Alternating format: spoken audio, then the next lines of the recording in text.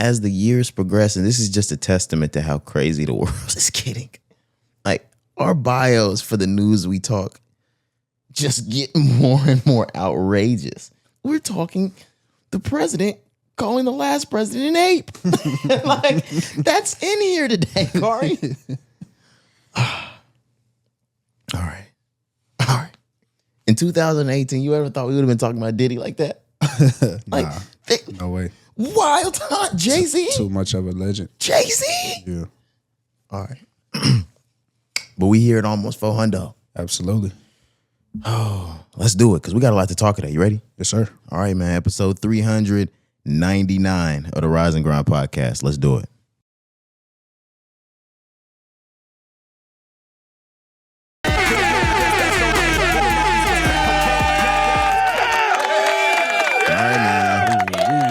Time to get to the business. Yep. It's episode 399 of the Rise and Grind podcast. I'm Roderick. My mother named me Cari. Yeah, man. So call me Cari. Oh, you famous Dexter today. And my real name is Dexter. That's what my mama named me. Oh, God, man. Oh, man. We're back. We're back. Yeah, bro. You gonna get us going, man? Staying consistent. You not? Oh, my yeah, bad. yeah. You not staying consistent. Oh, my bad. Yeah, my bad. Sometimes you need an accountability partner. He wasn't consistent. I'm tripping. My fault, man. In the middle of preaching consistency. Yeah, nigga put me on the spot. Wow. I'm not doing my job. Nah, man, it's been a lot today. It's the Monday pod, but it's Sunday. We wrapped up his Super Bowl Sunday, that whole 9.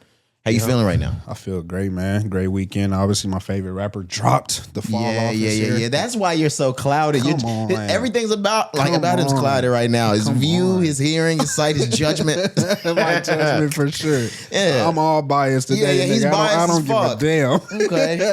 Nah, bro, I feel good, man. The weekend was great. You know, really was just chilling at the crib, doing some cleaning up, some laundry. Okay. Over the weekend, I went to I had brunch by myself. I went to the bookstore, picked up some books I was looking for, really just relaxing and chilling, man. So all the shit single mothers do when they get a babysitter. Facts. Yeah. When they get a babysitter for the weekend, shit. Facts. You better look out. Nah, man, I was really just chilling. Worked out, ran. I got a 5K coming. I really ain't told the pod that I'm training. You're training for a 5. Are you? Do you train for the 5? Like, I know you usually do. I was just saying, are you in the shape that you don't have to train for that? I wouldn't say I'm in the best shape, but I'm in shape to be able to run the 5K. Yes. Okay. And to answer your question, yes, I am practicing or training. I've been running miles really since, all last summer for sure, but I've really started to ramp it up since November, December. Okay. And it's on the 28th of this month. So, I was in Chicago 2 weeks ago. I was like, I'm going to go crazy here. And when I get back, I got to really lock in for the month of February. So this weekend or this past week, I think I ran maybe 4 days, and I just been doing 2 miles to ramp up to the 3 miles, 3.1, which is the 5K. You back in that cross country mode. Back in that cross country mode, which is insane because back then I really wasn't taking it serious and really couldn't run and finish it for real. But you were still in probably one of the best shapes of your life and didn't even realize it back then. What? Yeah. The best shape of my life. Yeah. But these days, man, I had to buy some running shoes, some actual running shoes, which if I would have known this back then, it would have changed the game.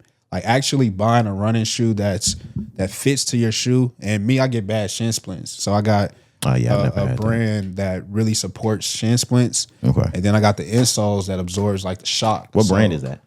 My brand is Saucony. But it don't matter. I know people go Adidas, some people go New Balance, just you just got to do your own research. But I knew specifically like I get bad shin splints, especially running on concrete. Just a little break for comedy.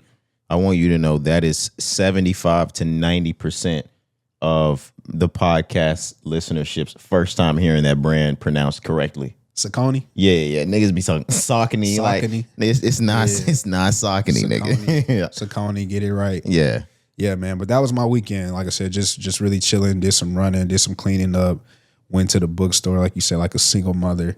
And really just enjoy myself. But yeah, man, I was looking for these like photography books really to I saw it looks like you had some when you walked in. Yeah, man. Some books just stand out. And I wasn't even trying to be all in Cari's business, but when I walked in, there were just some books Yep. on his table that just stood out. And I was like, oh shit, it looked like they were Kodak books. Kodak books, and I'm glad you brought that up because I had two things in mind when I started to look for these books. I saw them originally at my photo shop that I frequent to like get my prints and everything for the film where I purchase film. So I saw them there. They were kind of pricey, right? These are like vintage, old school books, just like you mentioned. The color is bright, super yellow. So I had two things in mind, right? I wanted to read the books to study, but I also wanted to, have it in the crib for decoration eventually. So I'm glad like it caught your attention. It most definitely caught my attention. Because that's what I had in mind. Looks very 1980s Kodak-ish. Exactly, very vintage. So I say that to say at my photo store, right, or my camera store, kind of pricey. So I was like, I'm gonna chill, I'm gonna wait. I ended up going to half price, not even looking for the books at half price. I was like, man, I really just want to go look for some other books. Happened to go and found those exact You same got those books. from half price books? Bro, I got like 5-6 books, $5 a piece. Okay, those are nice pickups from half price books. It. Okay. I need it, man. And then I end up getting a vinyl. I'm gonna show the camera. Look at that. Okay. Jackson 5 ABC. That is the is that the whole album? Yeah, that's the debut Jackson 5 album. Yeah, Mike was like, shit, 11 or something. Yeah, that's the debut album. Yeah, man. So I saw that as well. So it was a great weekend. Just to wrap it all up, man. Pretty slow and chill, but a great weekend overall. Super Bowl, fall off. I was just enjoying myself, man. But how was your weekend, bro? What you been up to? It was a good weekend. I'm not gonna lie. Early day Friday, always. That's normal for me here. Saturday, I got up and I had Saturday school. Excuse me, guys. This was a different Saturday school than other ones, though. This was my first time having students that are doing community service punishment. Okay. Usually they're just in there and they might have had too many tardies. They might have acted up in class, might have had some sort of referral that got them to Saturday school and they're writing essays. Okay. I had one kid that made some pretty derogatory remarks to another kid.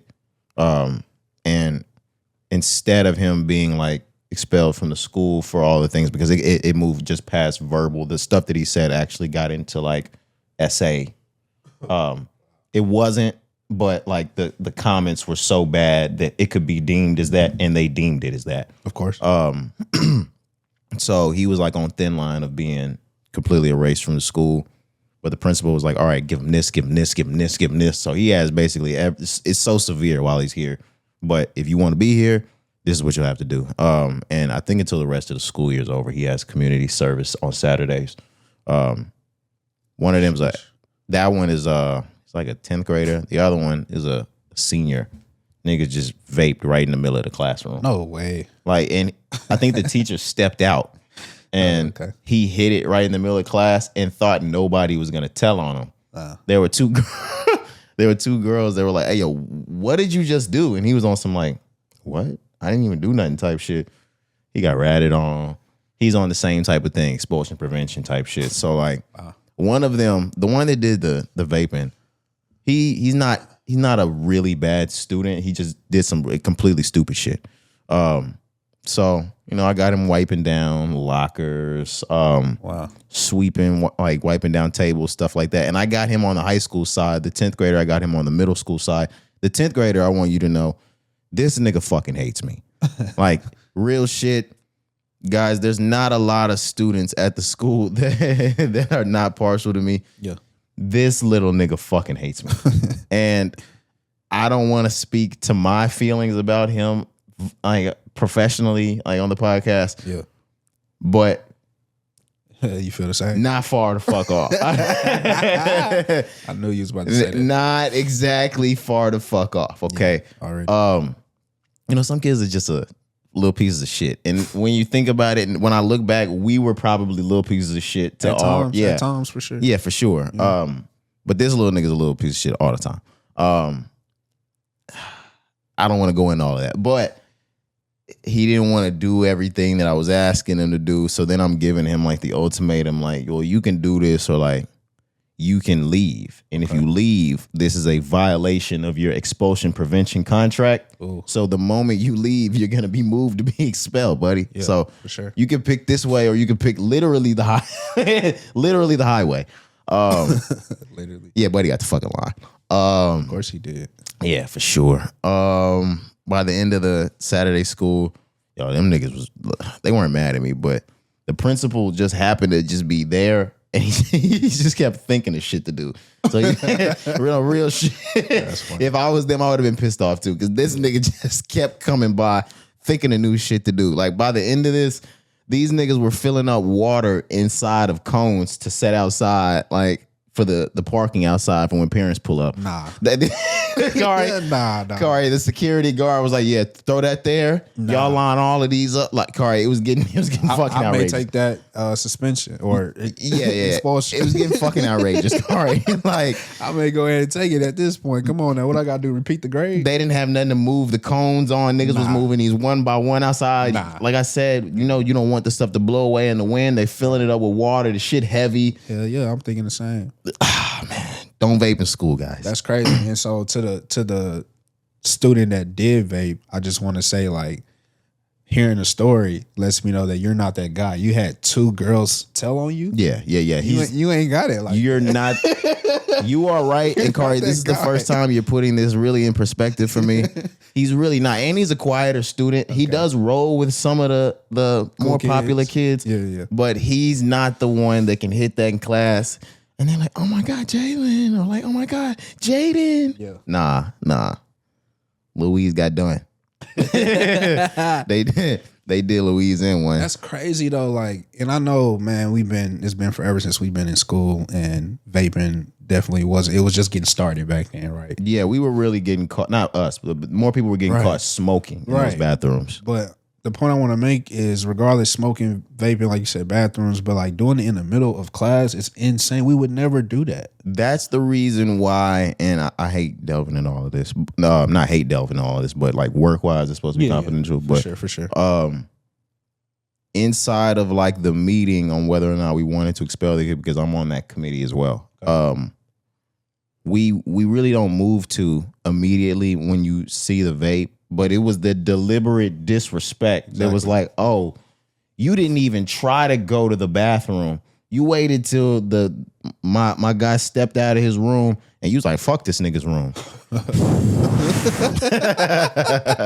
Big smoke. Yeah. So that's why they were like, "All right, well, let's go ahead and move him." But they declined to move him for expulsion. Like they sent it to somebody and they declined it. They were like, "You know what? 12th grader, let him rock the year out." Oh, he's a senior, okay. But they took his prom away. Ooh. They took at this school they have a senior week. So on senior week, the first couple of days or the week before, you're gonna go on an out of state trip. They took that from him. Y'all got money. The parents pay. Okay. Yeah, come on. I thought this was school for me. I was about to say, what the hell? No. But somehow all of the students do end up fucking going. Of course. But the week of, like, they might do Six Flags, and then the day after that they might do Hurricane Harbor, and then the day after that they might do they might go to like a park right up the street, water gun fight, all that stuff. And this is during school, just to enjoy their last week.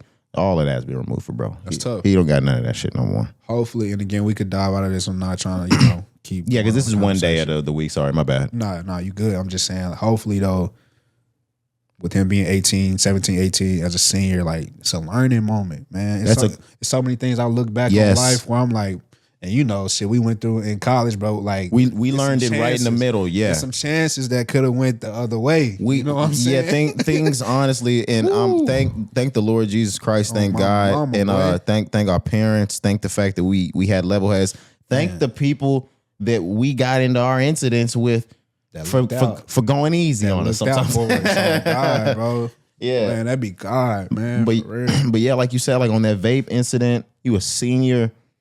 You start to think about, because now that age, the smoking age back then for us was 18. It's 21 now. Okay. Vape, smoke, all of that stuff. Like, we used to be able to go into college and just buy that stuff. They won't be able to until the year before they graduate college. If you think about it, 21. It's crazy. So being 18, I would rather you learn that lesson in here at school without the police record, that whole thing. Yeah. And take that and move on than to learn it outside in the real world. Yeah. Because now if you go fuck up, that's on you. You already knew because you've already dealt with the fact of fucking up, getting caught, and trying to redo that mistake. Facts, bro. Yeah, that's real. Yeah, but to what you said, absolutely. There was plenty of times and a couple more for me than for you that for sure life could have really started bad for us. Like we made it out, cuz. We could have started school with really bad record. I mean, no, we not started school. We could have got kicked out of school. That's what I meant. We could have started our adult lives with criminal records, Cari. Absolutely. Oh my God. Absolutely. When you start there and think about it and you say it like that, hey, thank God. Man, what every day. Thank God. Because we wasn't even really doing anything that bad. Just being stupid kids, man. Just not thinking straight, thinking you're invisible, bro. And like, truly, that was the issue. And looking back now at almost 30, thinking that we were really smart, Cari. Like, or were we bright? We say that all the time. We were bright kids. Yeah, for sure. And that's what we really should have stopped at. Some people, the kids don't know that now. When they realize that they're a bright kid, they just think they're bright. Right. No, you're a bright kid. We thought we were just as smart as the smartest of the adults and that we could get out of fucking anything. Facts. There's really, really levels to this shit. Yeah, bro. That's why, like, every day you live in, every day you get older, or every year you get older, like, that shit a blessing for real. You got to take, like, the lesson that you, even now, just turning 29, like, nigga, I'm still learning and getting lessons every single day of my life. Yeah. As a so-called man. You know what I'm saying, bro? Like, but at 18, 19, 20, 21, 22, I was not a man. You know what I'm saying? I was still a little boy. We thought we were men. Well, I know for sure. I thought I was a man at 17. I put that on me, like, because my pops, we was getting into it. And, you know, he was like, you know, the law in Texas, 17, you an adult. Yep. So, like, nigga, when I turned 17, I started hanging my nuts. Yeah, you know flexing that shit. Like, all right, bet, I'm an adult boy. Little did I know. You're not. I was a little boy. You're not a fucking little boy. What? Looking back, bro, I was naive as hell, man. But yeah, like I said, just moving forward now, like with each year that come, bro, that's why I try to always stay prayed up, say I'm grateful for real, cause nigga, what shit can get tricky. Shit was almost tricky multiple times. Even in, like, we talking about school person, I'm sure we all done dealt with just personal you know, situations not being together. Like, it's a lot of solo missions, nigga, done had some shit go on too. Oh my you know what I'm saying? Oh so like, gosh. bro, I thank God every single day. And I hope the same for the listeners, bro. Like, truly, if you done made it out of a crazy situation, like, be grateful for it. This shit could have, no, stop even during this pod. Hey, pause this Stop shit right now. and thank God. Because there were some times that when you was 16 and 17 and 18 and 19 and 20 and 21 and 22 and 23 on my life, that this shit could have went left. Yeah. Forever, to be honest. Facts. Like, yeah, no. Facts, brother. And there's so many. I'm gonna get back to the rest of the couple days of my week. I mean, my weekend, guys. I promise. Go ahead. I was just gonna say, there's so many experiences that we had in school that I see again right before my eyes as a grown man that makes me think that exact same thing, like all the fucking time. That's real. But yeah, Saturday school. Left Saturday school. Shorty was like, "Hey, we ain't had no triple dippers in a while." Hey. Yeah, man. It's something about Chili's. I don't even need that menu anymore. I don't need the menu. Honestly, I love being served. I don't need the waitress. I don't. I could go in, triple dip. sit me down, bring the food. Yeah. That triple dipper hit every single time. Enough food for you to take home. What do you order with your triple dip? Triple dipper. All right. I'm getting Big Mouth bites, of course. I have to get the Big Mouth bites. I'm not gonna lie, them sliders is probably some of the best sliders in the shitty tier 1 restaurant game. Because I put Chili's there, Chili's, Outback, Applebee's, that whole thing. I put them tier 1. But those are grade A sliders for a tier 1 restaurant. I'm going Big Mouth bites. I'm going honey chipotle chicken crispers. And I'm going Nashville hot moz. What's that? The Nashville hot mozzarella. Oh, you said Maz. My bad. I didn't hear you. Yeah. Okay. That's my triple dipper meal. You got what's your triple dipper? So the honey chipotle chicken crispers for sure. Okay. And I normally just double up. Me and my lady just double up on Southwestern egg rolls. Them hoes are so good. So you want to talk about the sliders being tier 1 or A tier for the shitty restaurant? Yeah.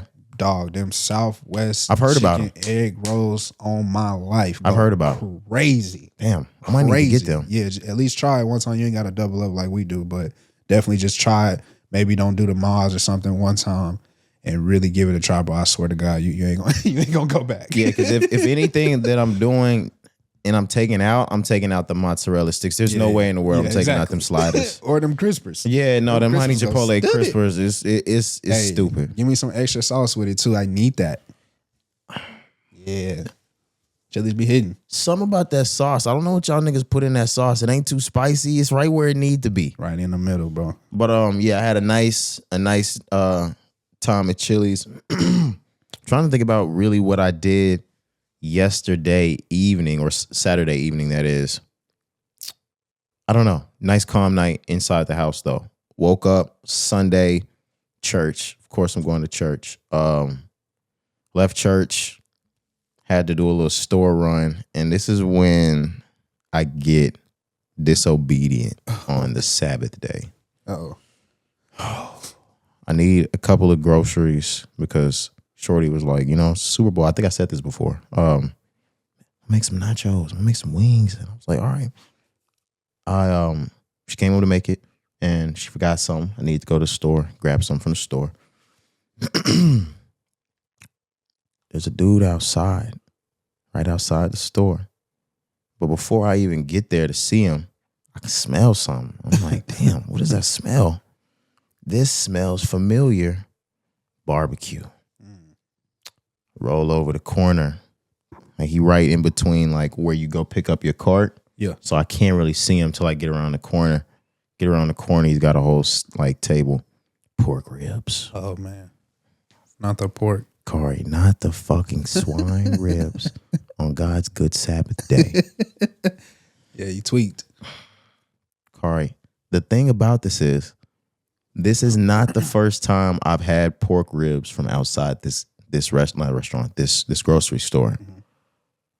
This is not the first time I've had pork ribs from outside this grocery store from this exact guy. Oh, okay, cool. So when I saw this nigga, Cari, okay, I already knew I see where it's going. I was eating pork ribs today, I nigga. see where this is going. Yeah. I was like, you son of a bitch. But you blamed him. Yeah. You son of a bitch, nigga. Yeah. What are you fucking doing here? You supposed to be in the house with your family getting ready for the fucking bowl, nigga. But here you are tempting niggas on a good Sunday. He had to make that quick buck. Full rack.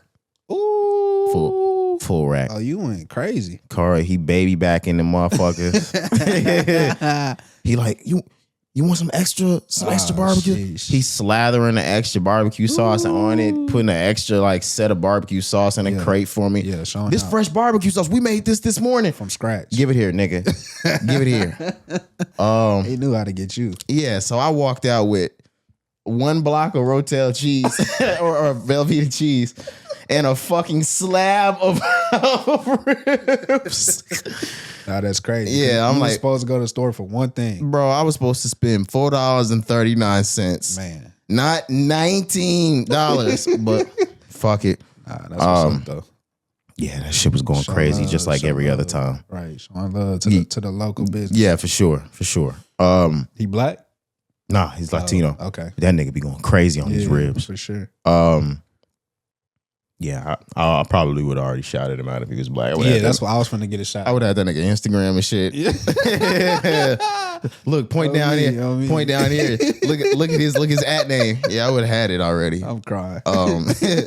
But not that I wouldn't have if he was brown too. I'm just saying, like, sue me, I'm rooting for everybody who's black. Come on now. Got on Rotel, ribs. I'm getting to the point where I'm breaking the fucking ribs up. I'm putting it in the Rotel. Oh my God. Man, yeah, my stomach's going to be in fucking shambles. As we're listening Monday morning, guys, I'm on the toilet right now. That's crazy. I want y'all niggas to know that. I'm on that shit right now. Pork never sits well with me. I stopped eating pork in 2018. So every time I even taste pork, I shit my brains out. I promise. It happens every time. And it's gonna happen tomorrow. It's churning right now. It's churning like some butter. It's conjuring. It's conjuring, right? That shit's conjuring. That is insane. Bro. But yeah, Super Bowl. Watch that halftime performance. We're gonna get into all of that. But a nice weekend. Nice weekend. For sure, man. Love to hear it. Do you have anything for the intros? I don't, man. I don't. Anything you got? Want to talk before we dive into the music and news? I don't. I think that leaves us straight for the for the music. Okay. And we're not here to bullshit today, Cari. Of course not. I told you when we first started the episode. You know why I'm here. It's Monday, guys. Which means last weekend happened. Yeah. Which means Friday came. Which means J. Cole released his long-awaited, highly anticipated, what's expected to be his career closer, The Fall Off. Yep. Cari, I feel like I'm going to be extremely long-winded. So I don't know if you want to take the floor first. I have an entire J. Cole album review written. Facts. I feel like we're probably both gonna be long-winded. So if you want to start, if you want me to start, I really don't care here. But no, I mean, if you want me to go first, I will, man. You can ask me questions. I can dive into it, whatever. I mean, we're gonna ping pong back and forth through this whole thing. So for sure. I'll go ahead and start. And I do want to say I'm going to be extremely critical, guys. I'm going to be extremely critical of Cole. I think, all right, we go to Friday, 11 p.m. Album drops, 24 tracks. Holy shit. Off the rip, I gave it a whole first listen immediately. 11 p.m., I gave it a full 24-track listen. I woke up the next morning. I gave it another 24-track listen throughout my day at work. As we sit here on Sunday evening for the Monday podcast, I'm probably a good 4 to 5 listens into J. Cole's album. And I think every bar on this album is of fucking A+ tier. I think J. Cole, without telling everybody I'm the best to ever do this shit, comes out on every track and raps extraordinarily. I think I don't have anything bad to say about the way this nigga raps. What I will say, side one, I'm not the biggest fan of. 29. Yeah. Okay. Side 29, of course, the first part is side 29, the second part is side 39. Side 29, I'm not the biggest fan of. I think it's sequenced poorly. I don't think it's sequenced great. I honestly don't think side 39 is sequenced the best, but I think side 39 accurately depicts the fall off better than side 29 does. How would you say the sequencing was on it, Cari? I think it's sequenced well. Okay. Every track, well, not every track, but as far as the story, I feel like he was trying to tell from side A to side B. I feel like, there's always like a little outro leading into the next, kind of like a skit leading into the next song and things like that. So me personally, I'm not critical of the sequencing at all. Just like you, just to start from the beginning though, just like you, 11 o'clock Thursday night Central Time for us. I'm listening all the way through 24 tracks, right? So you finish the album close to 1. Yeah, 1:30-ish. Right? Yeah. So I go to sleep, wake up, just like you, play it at least one more time, maybe twice on Friday, the actual day. And it's funny because on my initial listen, 39 was my favorite. I was like, damn, I really fuck with 39. 39 is my favorite. But I'm sitting here today to tell you that it's flipped for me. Currently at this moment, 29 has become my favorite. So I just feel like it's probably going to go back and forth for me. But yeah, just to answer your question, I'll let you go back and we'll continue to ping pong. The sequencing is something that I'm not critical of. I think it was sequenced well. I think I'm very critical of the sequencing. I do understand the outros, but I do think there are points where we just get totally different vibed songs back to back. Like I don't. That's what I mean by the sequencing. I think the moods of the songs jump quickly. 2-6 straight into safety, those things like that. And then we go on a whole B-side-ish run and jump right back into Who the Fuck Is You. Like I just, some of these I wasn't a fan of. Before I even go further, I just want to give my whole like thought on the album so it doesn't seem like straight hate. Okay. I feel like I have no middle ground for J. Cole. I feel like I either judge him really critically based off of his performance, or I have a bias on how much I love him, and I don't judge him. I think this album's really good. However, I do sometimes feel like J. Cole slips back into the same thing that I always say J. Cole slips back into, which is rapping really well, but I don't feel like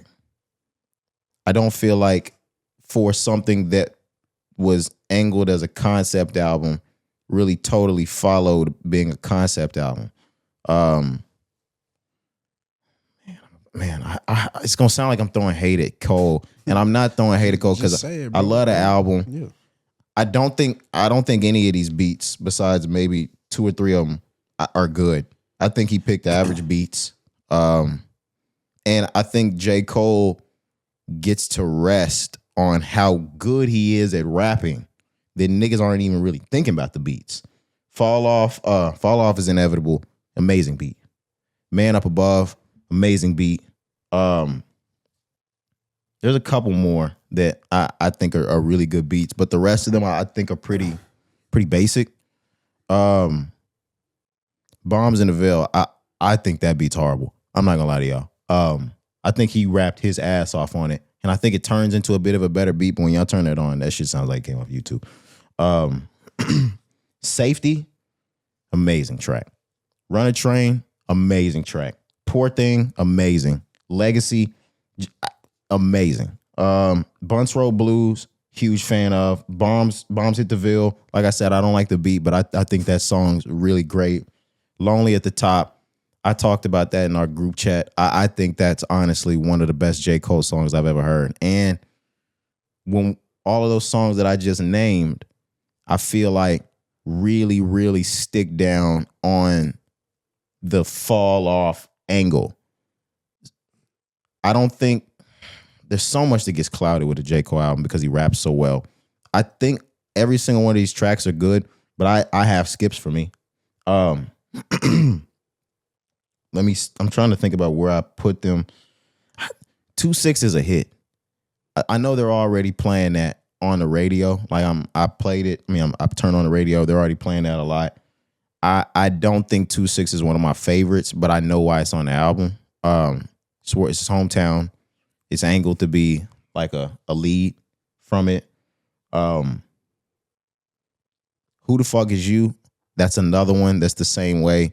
But for me, when I'm playing the track, I feel like when we talk about the fall off angle, I feel like it's a bit unnecessary. I feel like there's nothing really in it that really is toward the concept of the album.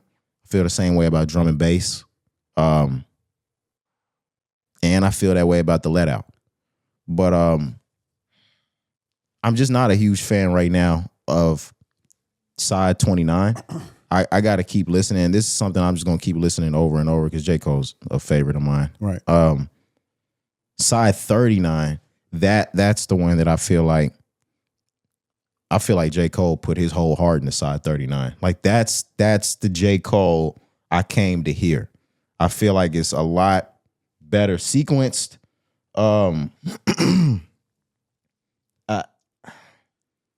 I don't really have a skip from that one besides one that it honestly pisses me off. But Which one?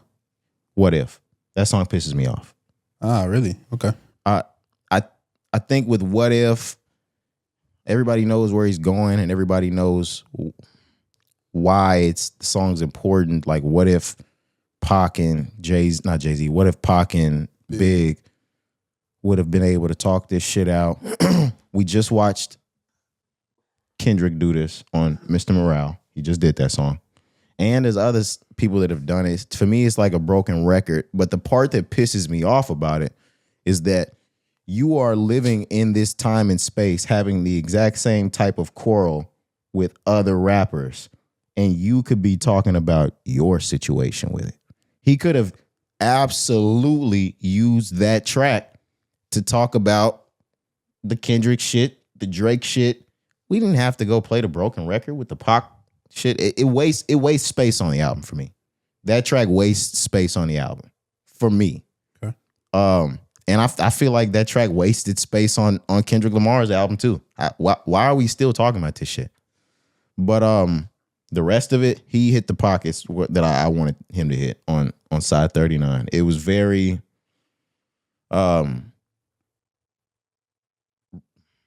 in the mood of fall off, love, finding this shit again, why I lost the love. Mm-hmm. But it didn't feel like J. Cole's last album to me.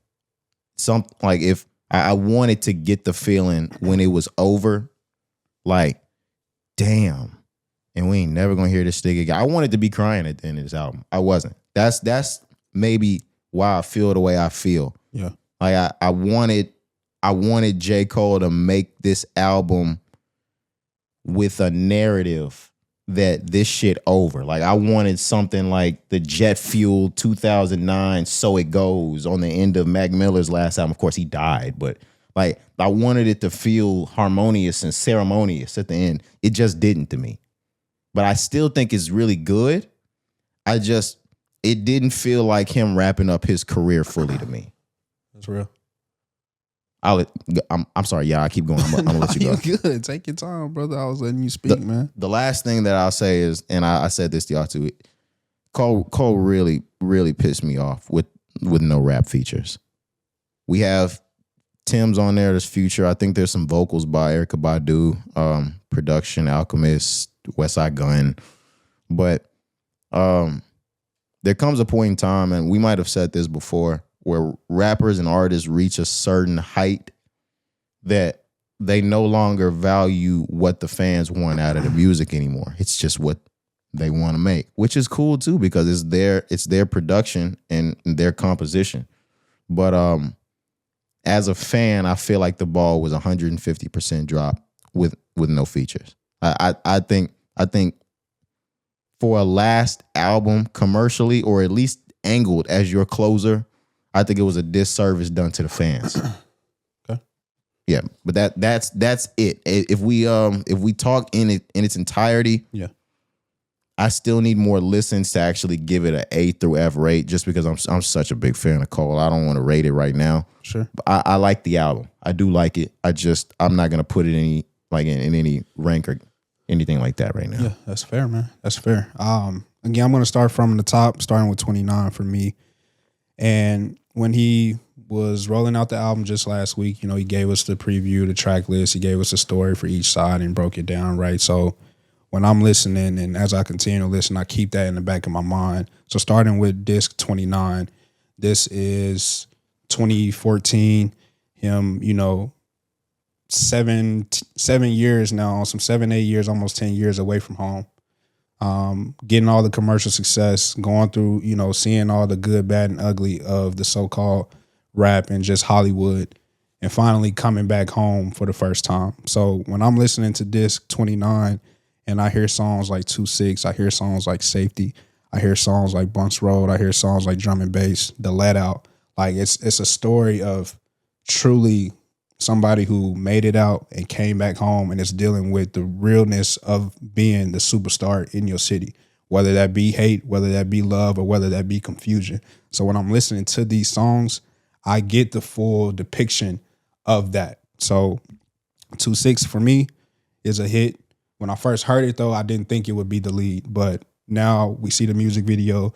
You said it's being played on the radio. It is, yeah. I've grown to love the song more now, knowing that, okay, this is the one that we're pushing first. But when I first heard it, I didn't think it was going to be the lead either. But it's the first song, second song right after the intro, but the first song that you hear. So I'm like, okay, I guess it should have been obvious for that one. Run a Train, Poor Thing, Drum and Bass, all of these songs to me, I love. I think the rap is incredible, and I think the beats are incredible. I know you say you really weren't a fan of the beats. I think those beats are super hard, bro. The bass in them, the drums in them. I just think they're really simple. Bunch Road Blues is an Alchemist beat, like you mentioned.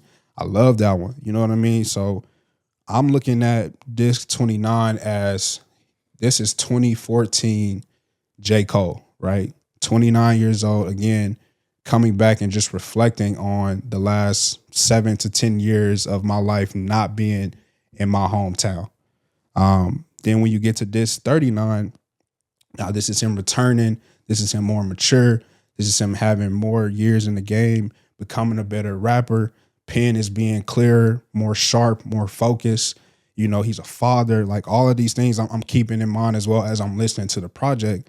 And I do agree with you that disc 39 seems to be more tying in the concept of the fall off, right? Yeah, a lot more. When you hear songs like obviously the fall off is inevitable, Old Dog, Life Sentence, Quick Stop, which I will say I think is my favorite song on the album at this point. There's a lot of favorites that I have. That right? song's amazing. But Quick Stop is the one that pulled on my heartstring the most on the first listen. As I continue to listen, just the lyrics, man. I was the 14, 15-year-old telling my homeboys and family and cousin, like, J. Cole is the guy. You know what I'm saying? Like, he gonna be the one. Like, listen to this guy. I remember having like fantasies of me bumping into bro like at a gas station randomly, wherever it may be, right? Having that conversation. So when I hear Quick Stop, I'm like, damn, that was me.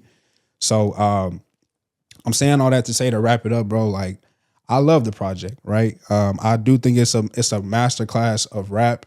And once again, I think if you look at the story of what this entire project is, from obviously trying to put his hometown on, but obviously trying to show the growth and where he is and possibly falling off and this being the last, I think, yes, leading up to the album, I was expecting features because that's what we want. That's what he's shown us in the last 3, 4, 5 years since the off season. Like, I'm working with other artists. But as I started to continue to listen to the album, this entire project is a depiction of his life from start to finish, whether it be family, whether it be developing as an artist, whether it be living in your city, up and coming, all the things that you know that you get within the story. So I asked myself, like, yeah, you may have wanted features on the album, but who else could depict and tell the so-called story of your life better than you, right? Jay-Z, No. besides you. There was a part in his life. Can I finish? Yeah, can go I ahead. finish? Go ahead. So I'm saying, like, that's how I look at it, where I'm like, okay, I don't think you necessarily need features because you're telling the depiction of your life and nobody else can tell that story better than you. So when I look at the album, I'm like, there's not one song on here where I'm like, oh, this person would have sounded good if he got him on this song. Normally you can do that because of the way the beat sounds or the way the rap was sounding. There's not one person I looked at or thought of where I was like, hey, you know, a verse from this such guy would have been nice on this song. There was not one person.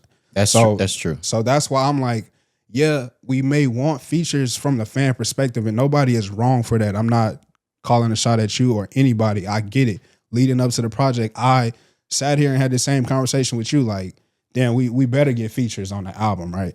But now when I listen to it, I'm like, bro, I really don't care and don't necessarily think that features were needed on the project once again, because I think this whole story or this whole project was him telling his life story.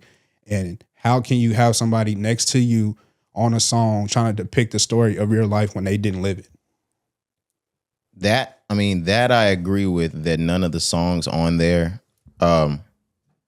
I listened to and said, like, dang, this person would have sounded great on the album. I don't think that plays anything into the part that I think the album still deserved features. You are right in that part. None of the songs that he made were really geared toward anybody else being on them. I see that as a problem. Not anything about his career. He, of course, it's J. Cole. We've heard him time and time and time again, and I think we can make that same argument about all of his albums, that we can play these songs and we can listen to it one through however many tracks are on the album and be like, oh damn, it was a great album. He didn't really need features. Yeah. At a certain point, which was a long time ago for me, that shit is redundant. I have the same feeling that I had 5 years ago. It's not even about all of the tracks on the album being placed for me well without features. I've said time and time again, he can rap his ass off from start to finish. I'm going to give him the same treatment that I'm giving every other rapper, which is I don't want to hear you for 24 tracks straight like that. That's me. That may not be everybody, but that's not just how I'm treating J. Cole. That's how I treat anything. I don't want to hear you rap by yourself for 24 tracks straight. That's honestly crazy to me. Even if before he lets you know it's a double disc concept? Yes, he didn't let me know he was rapping on that bitch by himself for 24 songs. No, I'm saying that it's a double, because you keep bringing up it's 24 songs. He lets you know that it was going to be a double album. So yes, even if, I'm only asking, if he didn't say it was a double album and just gave you 24 songs, would that be worse? Would it be better? Like, I think it would be the same. Okay. Yeah, I think it would be the same. Okay. Because I look at it as truly like two different ears when I'm playing the project. 29 and 39 is two different albums. I have to listen to it with a different ear. That's how I look at it. So 24 songs is a lot. I say that about anybody. It's a fucking doozy. Yeah, but I have to listen to it as if it's one CD I'm putting in, taking it out. Another CD I'm putting in, taking it out. Like, it's two different projects to me. That's how I approached it. But 24 songs is a doozy. I was talking to my pops, trying to send this to my pops. He said, how many songs? Yeah. 24 songs. Hour and 41 minutes. I was like, hey, just play it, pops. But I know what you're saying, and you're not wrong. For me, as I continue to listen to it, and you talked about J. Cole's whole career, you can almost sum it up like, hey, he's always been doing this. We just kind of got spoiled. I think I said since offseason, it was really, we can go back to the Revenge of the Dreamers tape, kind of like late 2019, early 2020, where he started, sending out the tweet, was like, hey, send me beats. I'm gonna kill everything I'm on. And maybe we've just gotten spoiled the last 6 years and wanted more. Again, you're not wrong. Leading up to the project, I wanted to hear Cole with other artists as well. But again, as I continue to play the songs, I just don't necessarily think, me personally, that because he doesn't have a feature on any of the songs, that I'm grading it or feeling any less about the project simply based off of that. And that's just my opinion. I'm not combating you or debating you. That's just the way I see it. It doesn't make me feel less about the project or about his performance. It underwhelmed me. That's fair. I will say. That's fair. Because I did come in expecting that. Yep. I mean, and maybe we're wrong because we're J. Cole fans and he's Mr. Double Platinum, no features. Yeah, no, you're not. That's why I was saying, yeah, maybe we shouldn't have expected that at all. Right. But no. Underwhelming is fair, because for me, by the time I got to like 8, 9, it clicked. And I was like, there aren't going to be any features on this album. Yeah. I stopped listening for a feature. It fucked me up. I didn't stop, which is why I think it underwhelmed me. Okay. So like, you heard Future early on, right? I'm like, okay. But again, by 8, that's 9, what made me think like, ooh, shit. Right. We're going to get some features. By 8, 9 though, it clicked. And I was like, oh my God. Yeah, shit fucked me up. But the one thing I will say when I'm thinking about like the features, Cari, that's where I feel like the mark got missed somehow in the concept of it, Cari, okay. Because and I'm not Cole. So in my eyes, in the concept somewhere, the same way J. Cole's birth into this game is A Star Is Born, Jay-Z. I feel like he comes to close this bitch out somewhere, Cari. And it's not just me. There's a vast majority of this fan base that really thought they'd see Jay. I do think this even like further alludes to to him and Jay. Like, he don't like him. Them niggas not fucking with each other. And I seen that new shit that came out with Meek Mill. Niggas starting to turn on Jay-Z. There's just so many things when I look back at Let Nas Down type shit. Those types of things. That's completely different from not having features though. No. I know. I'm saying like, even though we went through the album and you played it start to finish, like, damn, it didn't need no features. Yeah. Those are things that I feel like that were super important that could have been incorporated. That goes back to what I was saying, that niggas will make their album at certain points in their career. Like, bro, I remember growing up listening to a Hungry 50, a Hungry Kanye. Like, a lot of these niggas sit down on these couches with AJ and Free and Terrence J and Roxy, and they're like, hey man, we just sitting in the studio trying to put together something the fans love. Niggas not doing that shit. Like, that shit is for me. I'm not thinking about what the fans might want. That's what fucks me up with J. Cole a lot with the features thing. That shit is selfish as fuck. Not even on him. Nigga, these niggas want to hear that shit. They wanted to hear it your whole fucking career, and you niggas just like, nah, no. A plethora of greats that rubs me the wrong ways that I feel like is over. We'll never get. I guess. I still don't get the Let Nas Down concept, what you brought up. His biggest heroes in the game. That's what I'm talking about. The people that he looked up to. Been on the album, that you saying? Yes. Okay. Yeah, that's what I meant. The ones that we know to J. Cole are the biggest. Okay. The parts, like, even in the album, he even referenced again that Pac was like Jesus. He put that in the album this time. Yeah. But last time it was Nas wrote the Bible, and that's when the whole Let Nas. There's certain things that, like, I just feel like as a fan didn't close. Some for boxes me. weren't checked. Right. I understand that. If this is supposed to be the last. It just, yeah, and I'm not saying it like, ooh, it doesn't feel like the last, so it's not his last. I'm saying, right. I'm saying, yes, this is the last, but he didn't make me feel like that. Not me. That I can definitely agree with. I wouldn't say like I wanted to cry, but I did want to cry. No, listen to me. I'm not saying like I went into the album like I'm pressing play and I want tears to fall, but I expected tears to fall. Yeah. You know what I mean? So the fact that tears didn't fall by the end of the album, I can say I felt like, you know what I mean? Because you do, or initially you want to feel like this is it. He's going to check all the boxes. He's going to pull on the heartstrings. This is supposed to feel like Kobe's last game. The entire album. And I can agree with you that I didn't necessarily feel that either. There's only one song, and I already mentioned it, which is like the third from last track, and it's Quick Stop. Quick Stop sounds like a closer to me.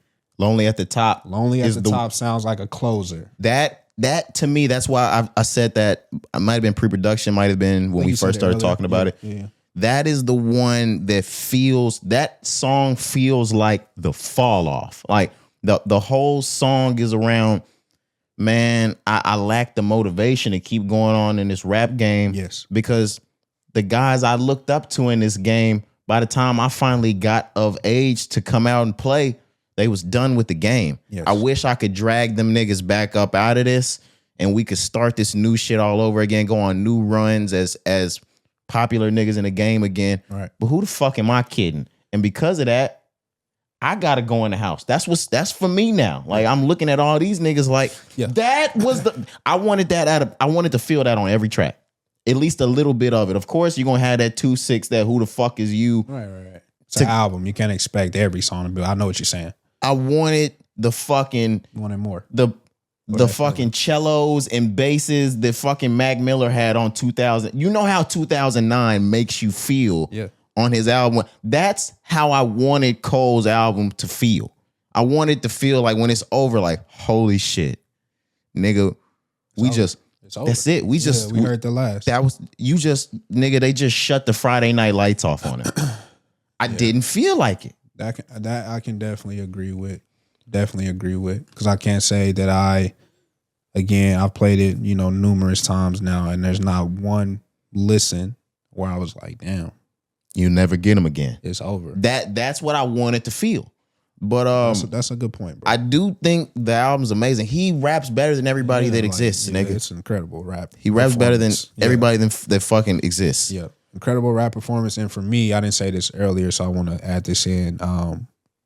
I think it's the perfect depiction of the come up in 2007 to where his life is now in 2026. Not saying that, you know, he closed well or it's completely over, but as far as him still showing who he was initially as an artist and showing the growth throughout his entire career, I do feel that I got that from side A to side B in every track, where it's like, damn, you still hear some of the things that, you know, he was rapping about early on. Damn, you still hear the last, 5 years or so when he was calling himself the best. You hear that. Like, you hear the different influences. You hear him get personal about his life. That's what I want. His wife and kids. That's what I like. Saying? So, like, I will say, as far as like the depiction of the come up to the fall off story, 40-year-old him now, right? Even though it may not have been closed well, like we're saying, I still think, like, damn, he told that story well from start to finish, in my opinion. I will agree with you. In the rap, well, not the rap, the life part of that from the 2007 him to the 2026 him, he accurately depicted that. Yes. Now that is probably what I'll say is there and what I'm missing. I feel like J. Cole loves rap so much that I thought part of this was going to be like him paying his homage to the end of the game type shit. Like I don't know. Didn't make me cry, nigga. I feel that, bro. And I don't think you're wrong for feeling that. And I'm glad that you have things that you are critical about. This shit make me want another album from him. And we not getting one. Like this is the one for me that like niggas hear it and you're like, all right, man, he gotta drop another one this summer. He gotta make up for that shit. This summer is crazy. He gotta make up for that shit. Nigga, it's fall off the rest of the year. Nothing's coming in the summer. Nigga, it's but not a tour. Yeah. Nothing's coming any more summers, nigga. Yeah. So like you can play this both albums start to finish, and you're like, all right, I'm good with not hearing Cole no more after this. I can't do that. I can't play both these back and forth and be like, man, I'm good. What is it? Who's bro? Fuck. I know his name. The podcaster. The fucking sports one. When Ben Simmons, he was like, we was talking to Braun. We're good, bro. You can Colin. Colin. Fuck. Is it Colin Coward? Cowards, right? Is that Coward? Yeah, Coward or Coward. Or some shit like Cowherd. Yeah, it's Coward. Yeah. He was like, "You're right. We're good, bro. You can go now. We got Ben Simmons." You don't feel that. That's what I wanted, and I can't rate it yet. I need like a week or two more so I can get to like 20 listens on this album. Yeah, same. And that's why I kind of went, not necessarily ghost, but I just went on Do Not Disturb and just went on the socials. I still ain't been on. I haven't been on Twitter for this. No. I haven't been on Twitter all weekend. No, I've been on Instagram, on the pod page. Then I got back on my personal page Sunday, but I have not been on Twitter since Thursday night. I've been on Twitter, but I will say it's not even to the point where I'm ignoring J. Cole shit. I haven't seen any J. Cole shit, and I'm not looking for it. I'm not typing in his name to see what the buzz is. It's none of that. None of that shit. Yep. And it's been peaceful, bro. It's been pure. Yeah, I didn't want my judgment clouded for this, bro. Same. I wanted to come into the podcast with nothing but my thoughts. I didn't want to hear or I didn't want to say something, and then all of a sudden I'm accidentally saying shit that I read, and I don't even feel that shit. Exactly. All this shit is my opinions on this. Same, brother. Same. No clouded judgment for sure. Next Monday, I will have seen. I will have seen Twitter. By now, this week, obviously, I'm gonna go look because, he been riding. I did see him riding around doing like the college tour, selling the CDs. That was on Instagram. I saw him in a Honda Civic. That's not bad. I can see you riding around. It's no think pieces. It's nobody really deep diving and talking about the album. So yeah, no comment sections. I saw all that, but yeah, I'm gonna dive into the shit this week and kind of see how fans are really feeling, But honestly, I haven't seen a lick. Have you even seen how academics feels about this? I haven't. No, I'm just kidding. I don't care. I don't either, man. Like, it is what it is. People gonna feel how they feel, and I'm not. Of course, I'm gonna be biased, right? But if somebody has a different opinion from me, I'm not gonna be upset with that because everybody's, allowed to have their own judgment and opinions. Even we have different opinions right now in this moment, and I'm fine with it. You even hearing some things that you are saying kind of made me think like, yeah, I didn't think about it that way. Not saying that it's going to change my judgment, but I'm like, no, you have a point. Like the features, you have a point. Not feeling one thing you said that was clear as day, and I felt it, but didn't necessarily like, tie it all up until you said it. Was like, damn, I didn't feel like the chapter was ended on the last track on the album. I really didn't. Not necessarily say like I had to cry and be like, damn. I mean, I was wild. Don't get me wrong. I remember turning it off and I was like, shit. But yeah, I just went to sleep. I wasn't like, oh my God, in my head, like I'll never hear this nigga again. Yeah, I just didn't. You'll never hear no shit like that ever again. And from every listen, I'm like almost 5, 6, 7, 8 listens as well. I still haven't said that. Yeah. So I know what you mean. That's what I wanted from the album. I'm not saying that's all I wanted because there's other stuff from the album that's important. I like. But yeah, for your career closer, I'm looking at sports and rap. We always parallel them.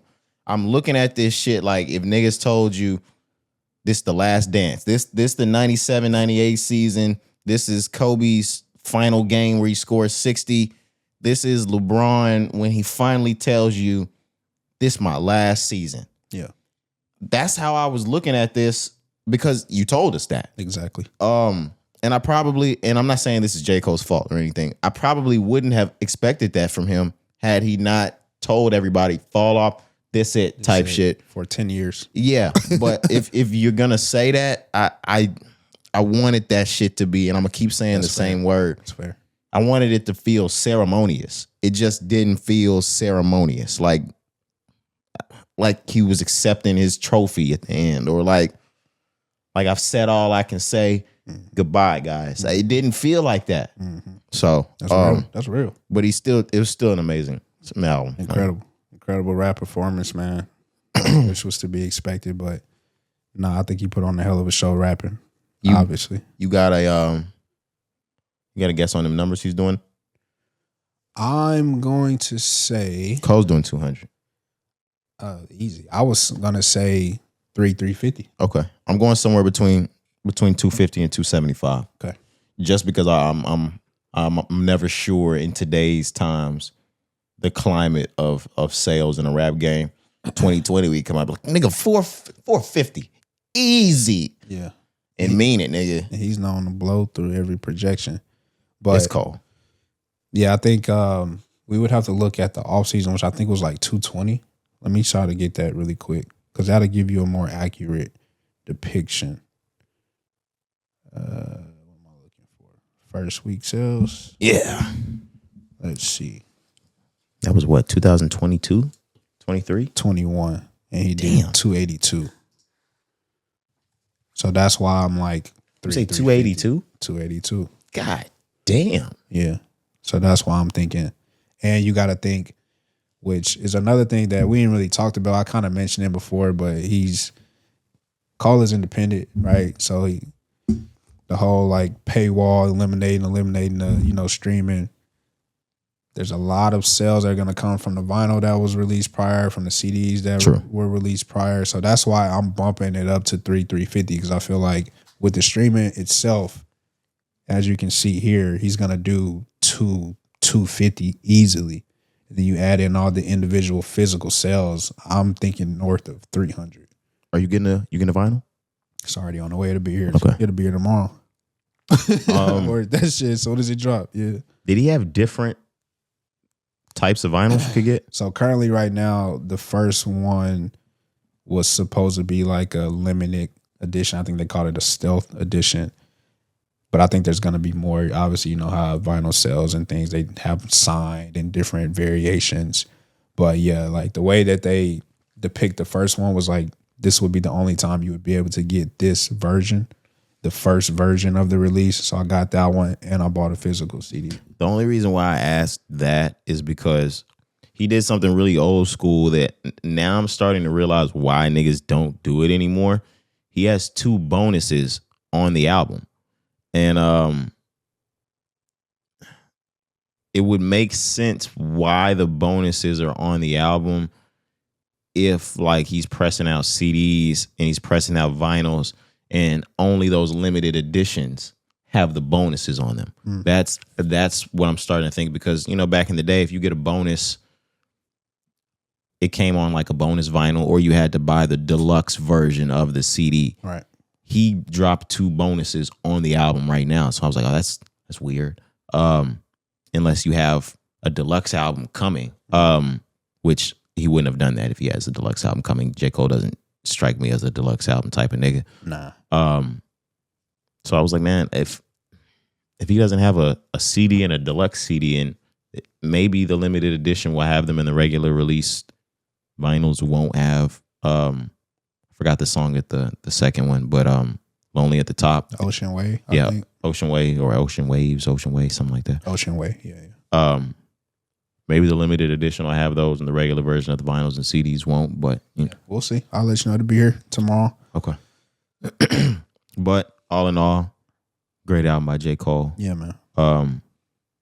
That's always the perspective I push it in when I don't necessarily like, and I like his album, but I don't necessarily cling to one of my favorite rappers' brand new albums. I just sit there and think, if any other rapper dropped this album, it would be the best shit they've ever released in their entire life. Like, and although that may seem unfair, that's the height. Yeah. That's the bar that these guys have set. You know, we know the names. We ain't got to go through the list, but you're not wrong for that. Like, when the bar is set that high, we want you to always hit that bar at that level and surpass it. And if you don't surpass it, in our opinion, your opinion, you have every right to feel how you feel and be honest about yourself, about the way that you hear the music. That's another thing why the art, to me, whether it's music, photography, whatever, like creating art is meant to be reviewed, and it's meant to be critiqued. You know what I'm saying? And some people gonna like it, some people gonna hate it, some people gonna love it, but that's the beauty of it. And I've just been a fan of J. Cole since J. Cole has been around. Yeah. Cari, like he said, is one of those people. Cari introduced J. Cole to me when we were in fucking like middle 14, school. 14, 15, no, for sure. No, like 13, honestly. We were like 13. No, it was like, so it was like 14, 15, maybe 13. Maybe you were 13, I was 14. I was going to say, because keep it 100, I was 13 when the Sideline story came out. Exactly. Yeah. So you were 14? 2011. It was 2011, I think, because I was thinking about this over the weekend as well, right? So the first time I heard him was like, oh, nah, but it was just simple. It was just a song. I was going to say, I've heard his mixtapes, but I wasn't just playing his mixtapes back in 08, 09, 2000. Yeah, no. No, but. I'm not even going to lie. Yeah, I'm not even going to lie. But it was late. I couldn't remember because Sideline Story came out September 27, 2011. So we were on them way before that. So it's either late 2010 or early 2011. I don't know, but it's within that window of when we first started listening. So we're 14. I think I'm 14. I'm 13. And you're 13. Yeah, That's I'm 13. Insane. Yeah. I was talking to my lady. I was like, yo, I've been listening to this nigga for half of my entire life. This is more than half of my life. Yeah, if it's 13 and I'm 28 now, yeah, it's more than half of my life. I was like, yo, I'm biased. Absolutely, nigga. I was like, yo, absolutely, I'm biased. I'm sorry, y'all. Like, whatever. That's why, and going into what I was saying, there's just certain things as a fan that you can never expect for your fan expectations to be fully like fulfilled. Like there's just so many things as a fan that when you tell somebody you'll never see this again, I want him to finally close up that chapter, close up that chapter, close up that. Just like I said, even with What If, yeah, fuck, man, like Cari, that was such a great opportunity. He could have used the same concept to address his own situation. Cari, that was such a fucking good opportunity I just know it would have been niggas would have called him corny for it. He would have been called the ultimate.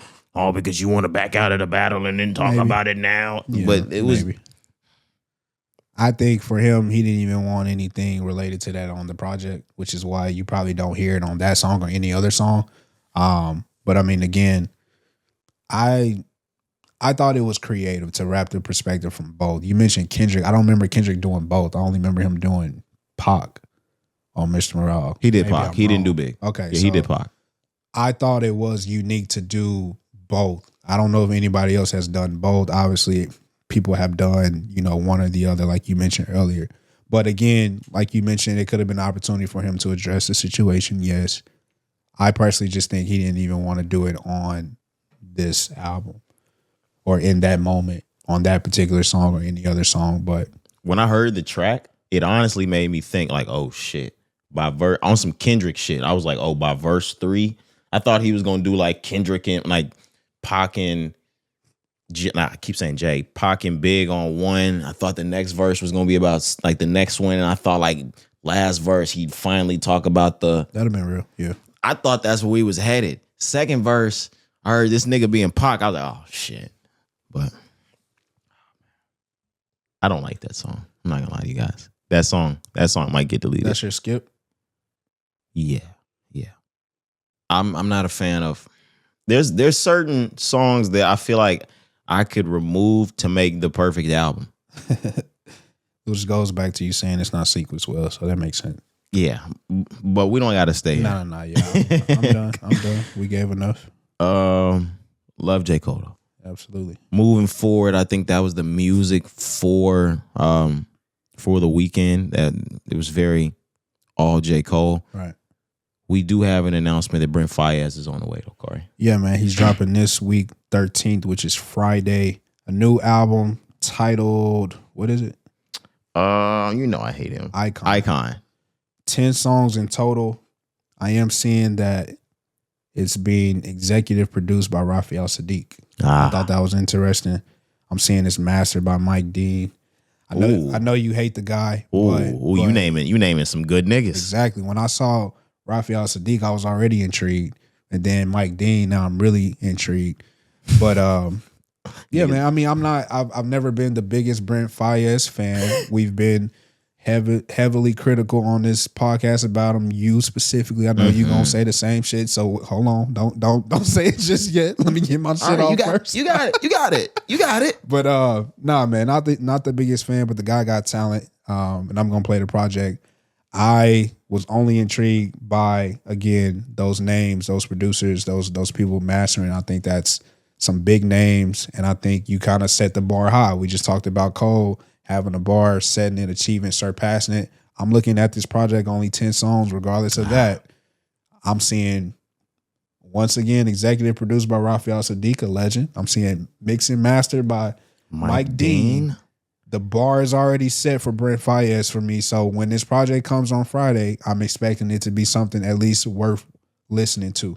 Absolutely. And I know we have a whole lot of R&B heads that are listening, but I want y'all to know Mike Dean says more to me about this album than Raphael Sadiq says.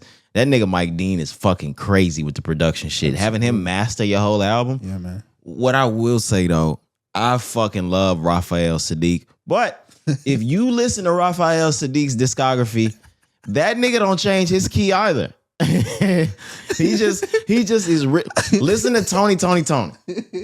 Listen to Raphael Sadiq. Play like 6 songs. Play like 7, nigga. Play 8. That nigga's in the same key every single time.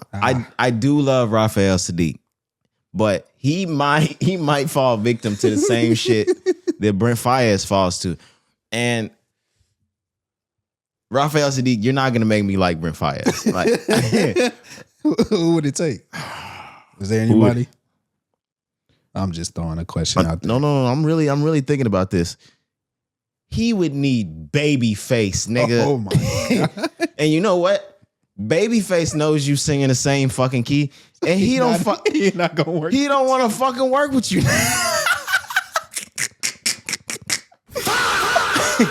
He don't want to fucking work with you, nigga.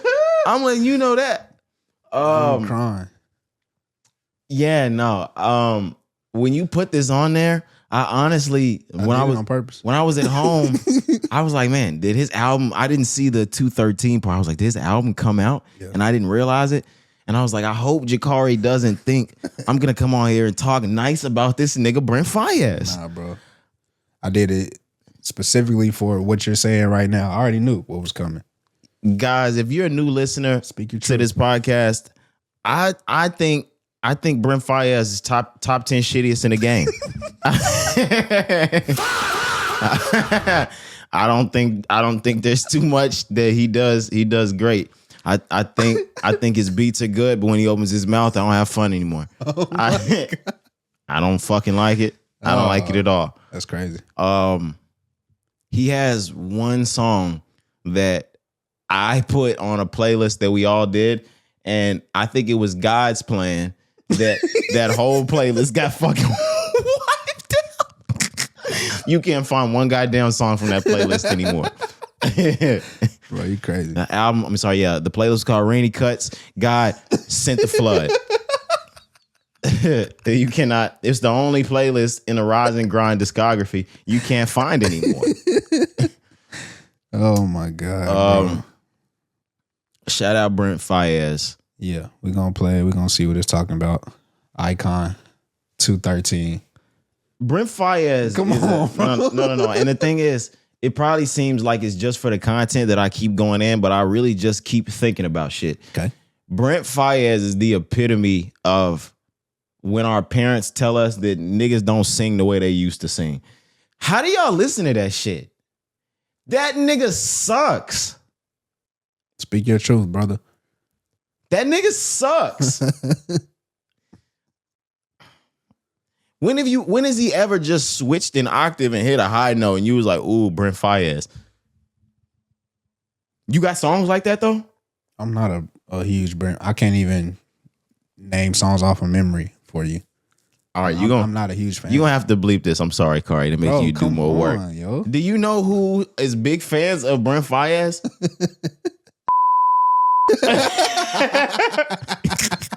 That's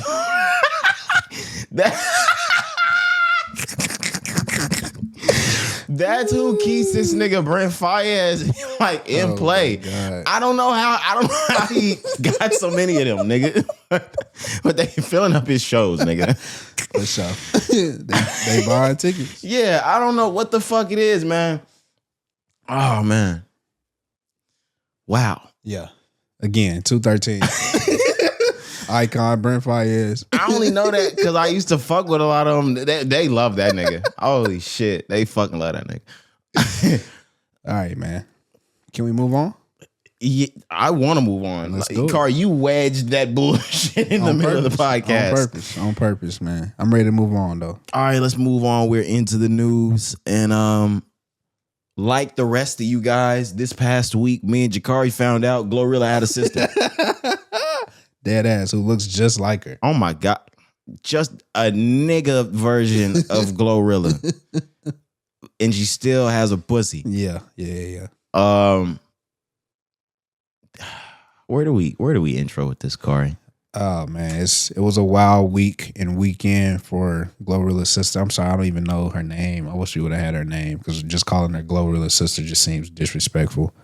But I mean, she's GloRilla's sister, so technically we're being factually correct. Okay.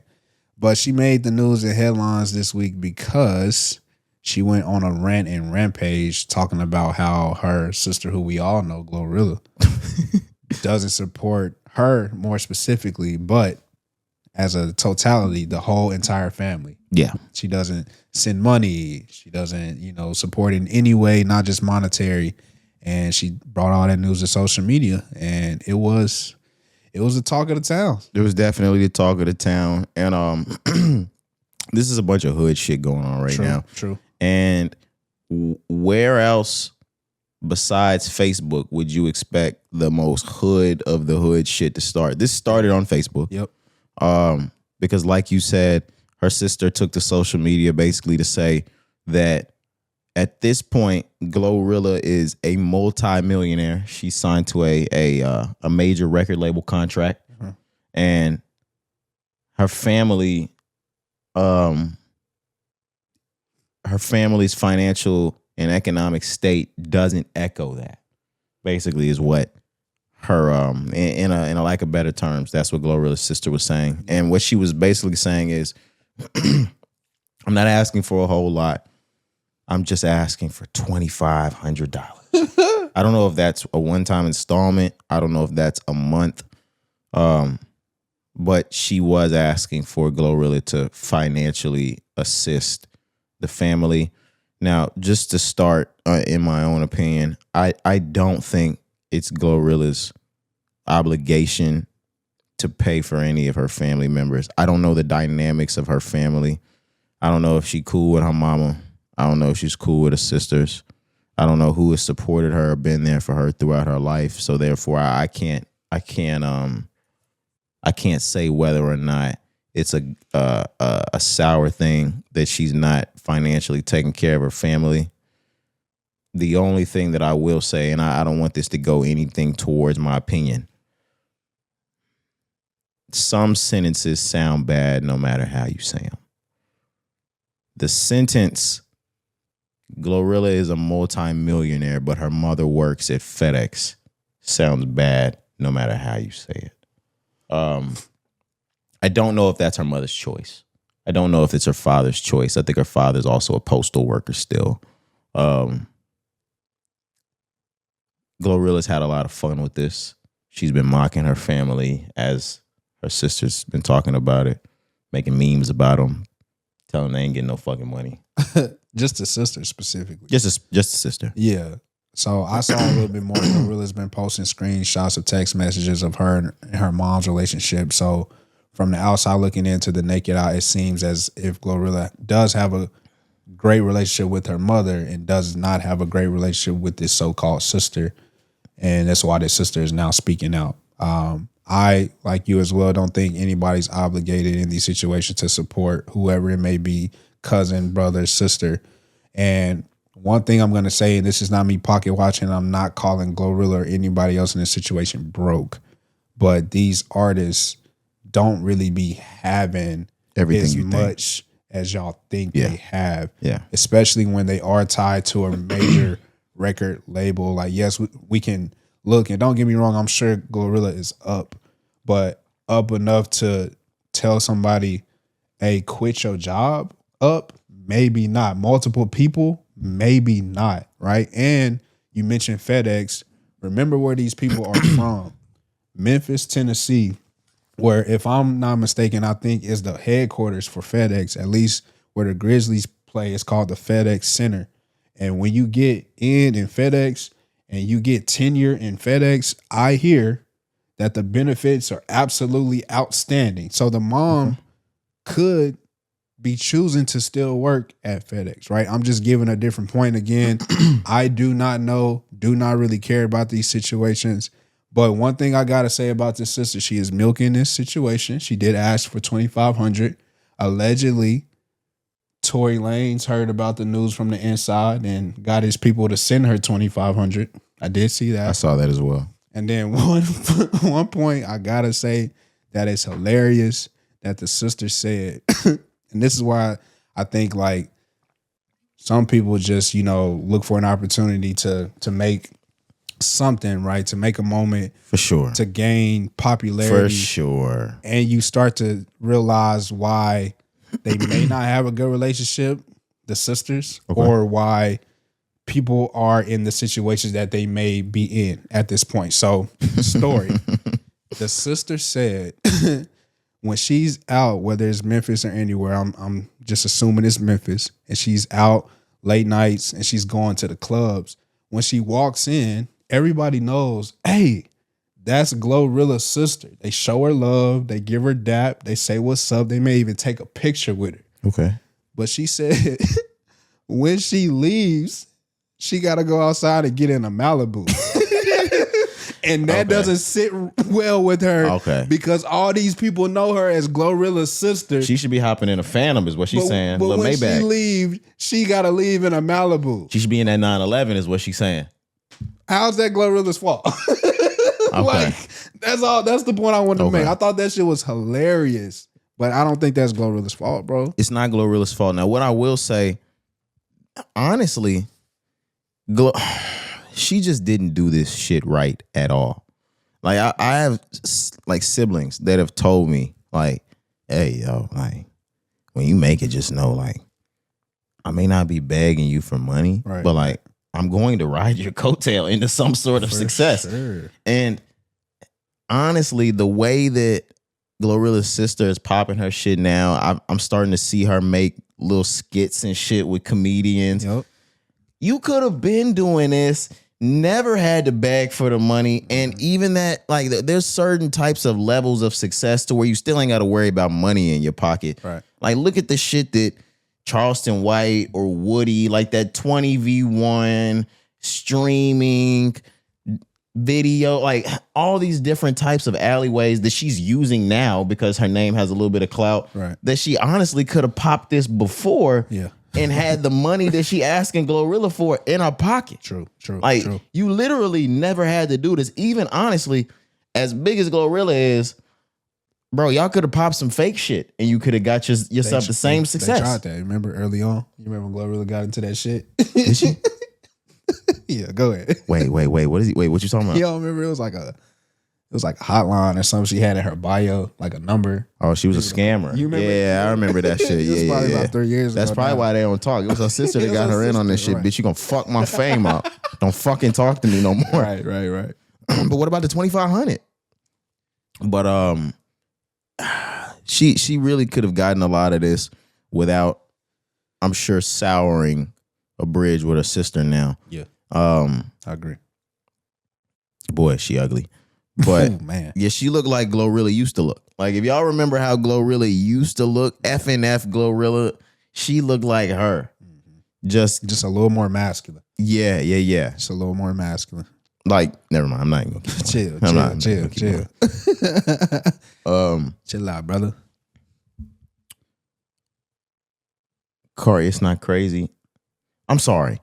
I do kind of see GloRilla's sister side. Nobody owes anybody shit. And even if you do have a good relationship with your mom, I know how some of that shit goes sometimes. Like, yeah, you might have a good relationship with her and mama at home thinking like, yeah, that's my baby. She rich now, but she don't owe me nothing. Her mom probably does feel like she don't owe her nothing. Right. But her sister see her mama coming home from FedEx working, back hurt and shit, coming in the house. You off rapping and shit. You don't even see how this shit happen no more. Yeah, mama good, and she say she don't need nothing from you. Mama needs some, bitch. Like that. I know that side too. Like, that's probably how GloRilla's sister looking at home. Now you and your 2,500, that's crazy. You got to get off your ass. But nah, you could be right though. Again, that's why I know we just speaking. We don't know the true dynamic of the relationship and communication, whether it be about the job, living situation, retiring, your moms and things. But I'm just saying, like, these things take time. Yes, GloRilla is up, but you talk about funding her entire life, all the expenses that she currently has now and continues to have as she grows as an artist. And now you want to fund everything that your mom may have going on. It takes time to get to a level where that is easily feasible, bro. Like, I'm talking years in the game. Just because somebody got 1 million, 2 million, 3 million don't mean that you can now support a family or a mom or a dad. I'm not gonna lie, Cari, I gotta disagree with you. Bro, retiring your mom takes way more than what people may think. That is 100% true. Cari, I sometimes, because now we're in the grown up like life, think about just how much money I need for like my down payment to get a house, something like that. Yeah. Say you didn't even like buy the house outright. I'm just looking at this just for the sake of this conversation, Cari. Yeah. GloRilla's first record deal contract was $3 million. She signed a $500,000 signing like in advance. Yeah. Nah, Nah, what? you can get your mama a house. You can get your mama a house. You're talking about just purchasing a house. I'm talking about retiring and funding their everyday lives. It's different. Yes, you could buy a house off an advance. I'm not disagreeing with you on that. But even that, if I'm only making $3 million and I gotta hash out $200,000 to $500,000, that's a lot. No, you are right. That's a lot. That you are right about. That's all I'm saying. Neither one of us are wrong or right.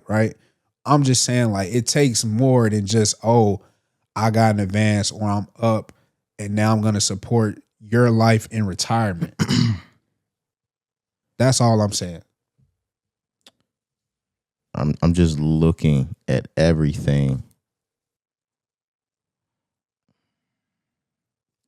I'm just starting to go over like these chart topping hits. Yeah, you might have.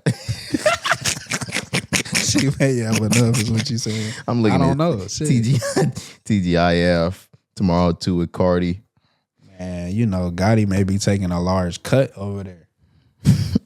Not to say, again, I don't think she broke. I think she has enough to buy whatever and give $2,500 to her sister. Absolutely.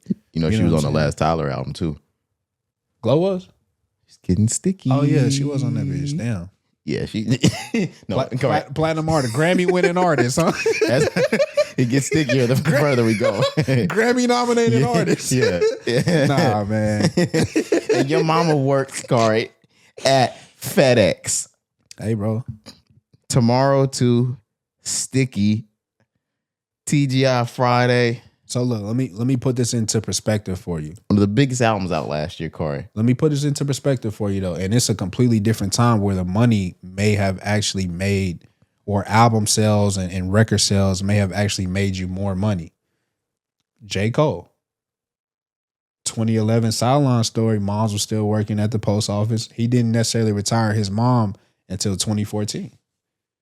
Like officially retired. He could have done it early.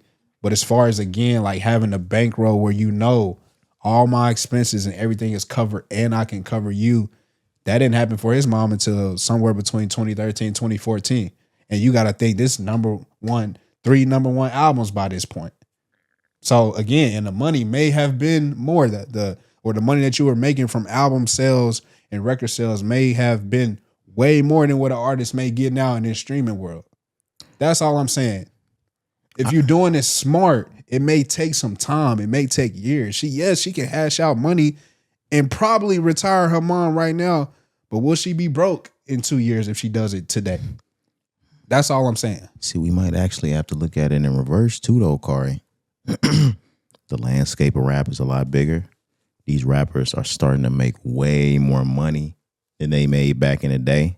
Like if you're thinking about like 2000, just even think about like the 2000 state of fans, like these older rappers that are coming back to make more money in the game now. They couldn't have did that shit in 2011. There's a lot more money there.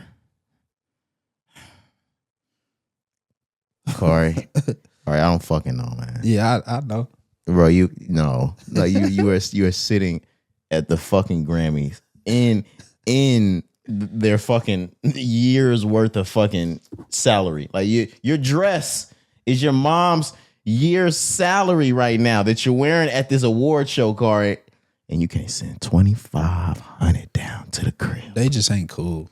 Her and her sister just not cool. That's obvious. Oh, that's extreme. I'm talking right. Shit. I'm talking shit. I know. I'm just saying. But what I will say that is serious, Cari, in a grand scheme, that's what I said to begin with. Some sentences sound crazy, no matter how you say them. Everything that she has going on in her life right now, saying that her mother works at FedEx and her father works at the post office sounds fucking crazy, Cari. Okay. That's fair. Bare minimum, we don't even need new houses. You just don't got to work in that motherfucker no more, bro. We will pay for I'll pay off the rest of that little measly ass house you living in. Sheesh, measly. And the thing is, her ass probably right up the street in Memphis living that shit. Facts. Oh, man. I do love GloRilla, though. Yeah, shout out to her. What GloRilla's sister was saying is that she buying brand new cars and shit for her friends. Oh, okay. That you didn't see that part? She was like, you buying all this brand new shit. Your friends are rolling around in new cars. We don't. She in the Malibu. Yeah. Yeah, Cari. Okay. That's fucked up. Now the tuxedos. Now I'm seeing the tuxedos. Oh man, like shit show. Yeah. GloRilla's gonna be performing at All-Star Weekend. You seen that? Cari, just another. I was gonna say you're adding insult to fucking injury, Cari. Just another reason why she should have sent that 25. And like, was her mom with her at the Grammys Last year, I think, because she wasn't. Well, she was nominated this year. Was she there though? That's what I'm trying to figure out. Like, I don't remember seeing. That's because you get a free guest at the Grammys, Cari. Yeah, all I'm saying is I don't remember her being here this past year's Grammys this year, but I remember when she was first nominated, F&F and all that, when she went on that whole run at the BET Awards, all that. I don't know. I would expect someone to have been there with her. I remember her going crazy, hugging Beyonce and shit at the Grammys, all that. I remember all that. That is crazy. She don't fuck with her mama like that. Hey, man. I'm running the narrative right here, y'all. GloRilla do not fuck with her mama. No, I'm just playing. This nigga. Wow, you ready to move on? Yes, sir. All right, let's move on. Cari, there's a lot of versus talk that's been going on the last couple of weeks. Yes, sir. Swiss and Timbaland have never been this happy about their business. Man, business is booming. Yeah, they got a lot of potentials. Now that's been the thing with verses though. They always have so many potentials that they've never just really been able to lock in on. True. And do you want to go with the hypotheticals they brought up, or do you want to go with T.I. first? Let's go with the hypotheticals, and then I think we could wrap it up with T.I. because he has two. Yeah. Hypotheticals or potential battles, I should say. Social media kind of made their own up this week. True. I take that back. It wasn't necessarily social media. One of the guys said something, and social media made something out of the rest of it. Trick Daddy basically got on Twitter or Instagram, I remember, and said that Plies would have a hard time thinking that he was going to come in and beat him in a versus. He's saying he got Plies in a versus, and this is nasty on nasty. I'm not gonna lie to you. Nasty. That's crazy. And I really just wanted to aim and go Plies because I grew up in the Plies era.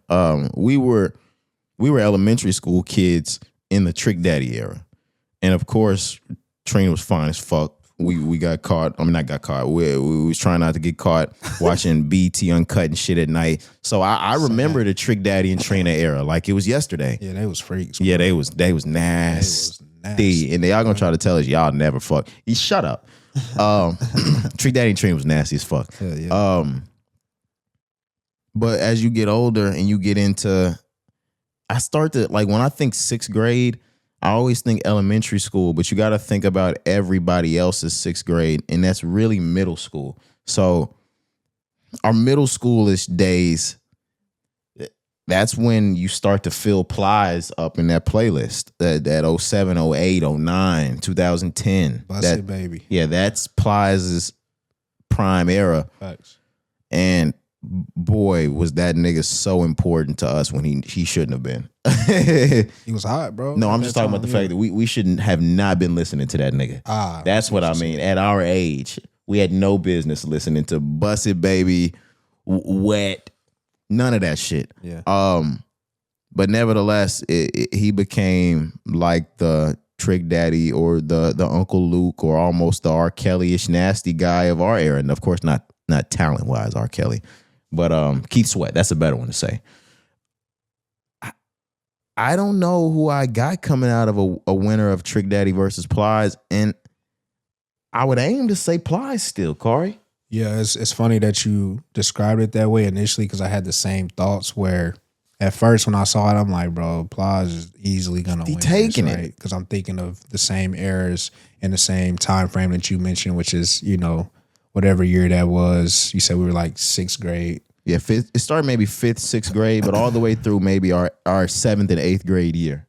What years are those? Like that's 07 through 2010 or 09?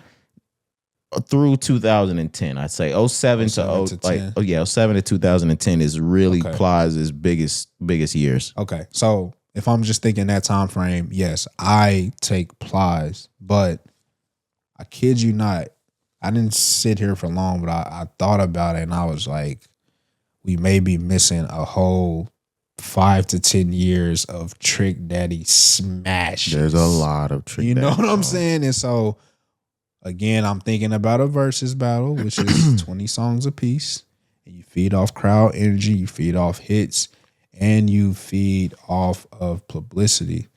And if Trick Daddy start playing some of them hits that he got on his own with Trina and all them different features, I think he could give Plies a run for his money. But right now, without doing any research, looking at any prior Trick Daddy songs, not even looking at Plies songs, just going off of memory from living through that time at that age, like you mentioned, I'm still going to lean to Plies currently, right now at this moment. Yeah, I'm looking at Trick Daddy's and he's putting up a hell of a fight. I'm not gonna lie. Of course, I know he is.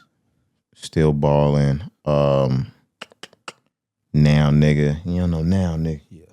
Take it to the house. Take it to the house. Yeah, he got some shit. Some songs, not even the nasty ones that you're not even thinking about, they Trick Daddy.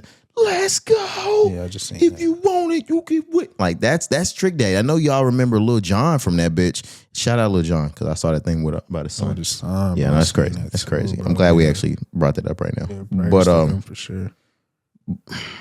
Thug Holiday. I'm a thug. He got a lot of features that he can just throw his Yep. verse on there and smash too. Yep, and I didn't even go over to Trina's side, but that's a fucking monster in itself. But nah, when we get to Plies, Cari, I honestly think it's unfair. Plies is one of them niggas. Bust It Baby. Ran off on the plug. Plenty Money. That's my Becky. shit. Damn, he was on Wasted with Gucci. Forgot about that. On a deluxe.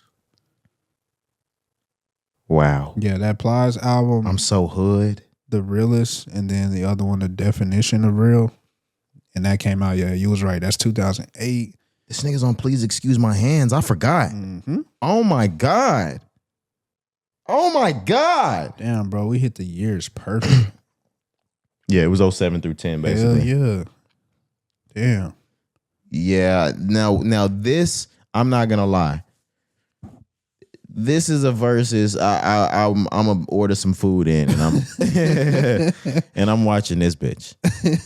Like that's one that I wouldn't be able to miss. Wow.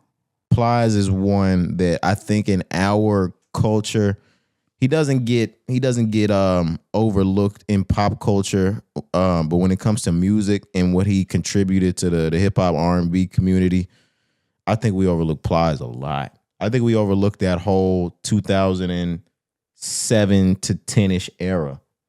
Like that whole Plies, Mario, Neo era. I think that whole shit gets overlooked. Them niggas was doing special shit, especially Neo and Plies. Jesus Christ.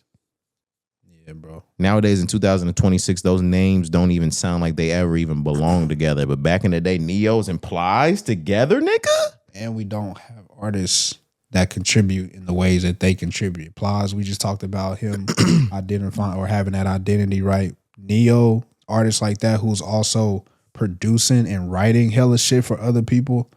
Like, we don't have people like that today that do a lot of writing and producing and just always making hits. These niggas made hits every time they touch the microphone. He reminds me, like, and I know this is crazy and probably a easy, low-hanging fruit. He reminds me of Leon Thomas.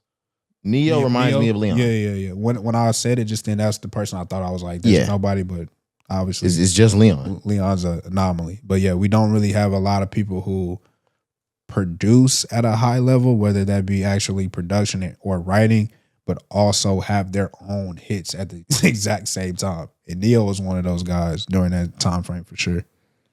And Plies' hits, they're even stretching into today's times. He got bangers. She is my rock. Oh, you remember that? And he got the ran off on the plug twice. Yeah. Steady calling, I ain't calling bike.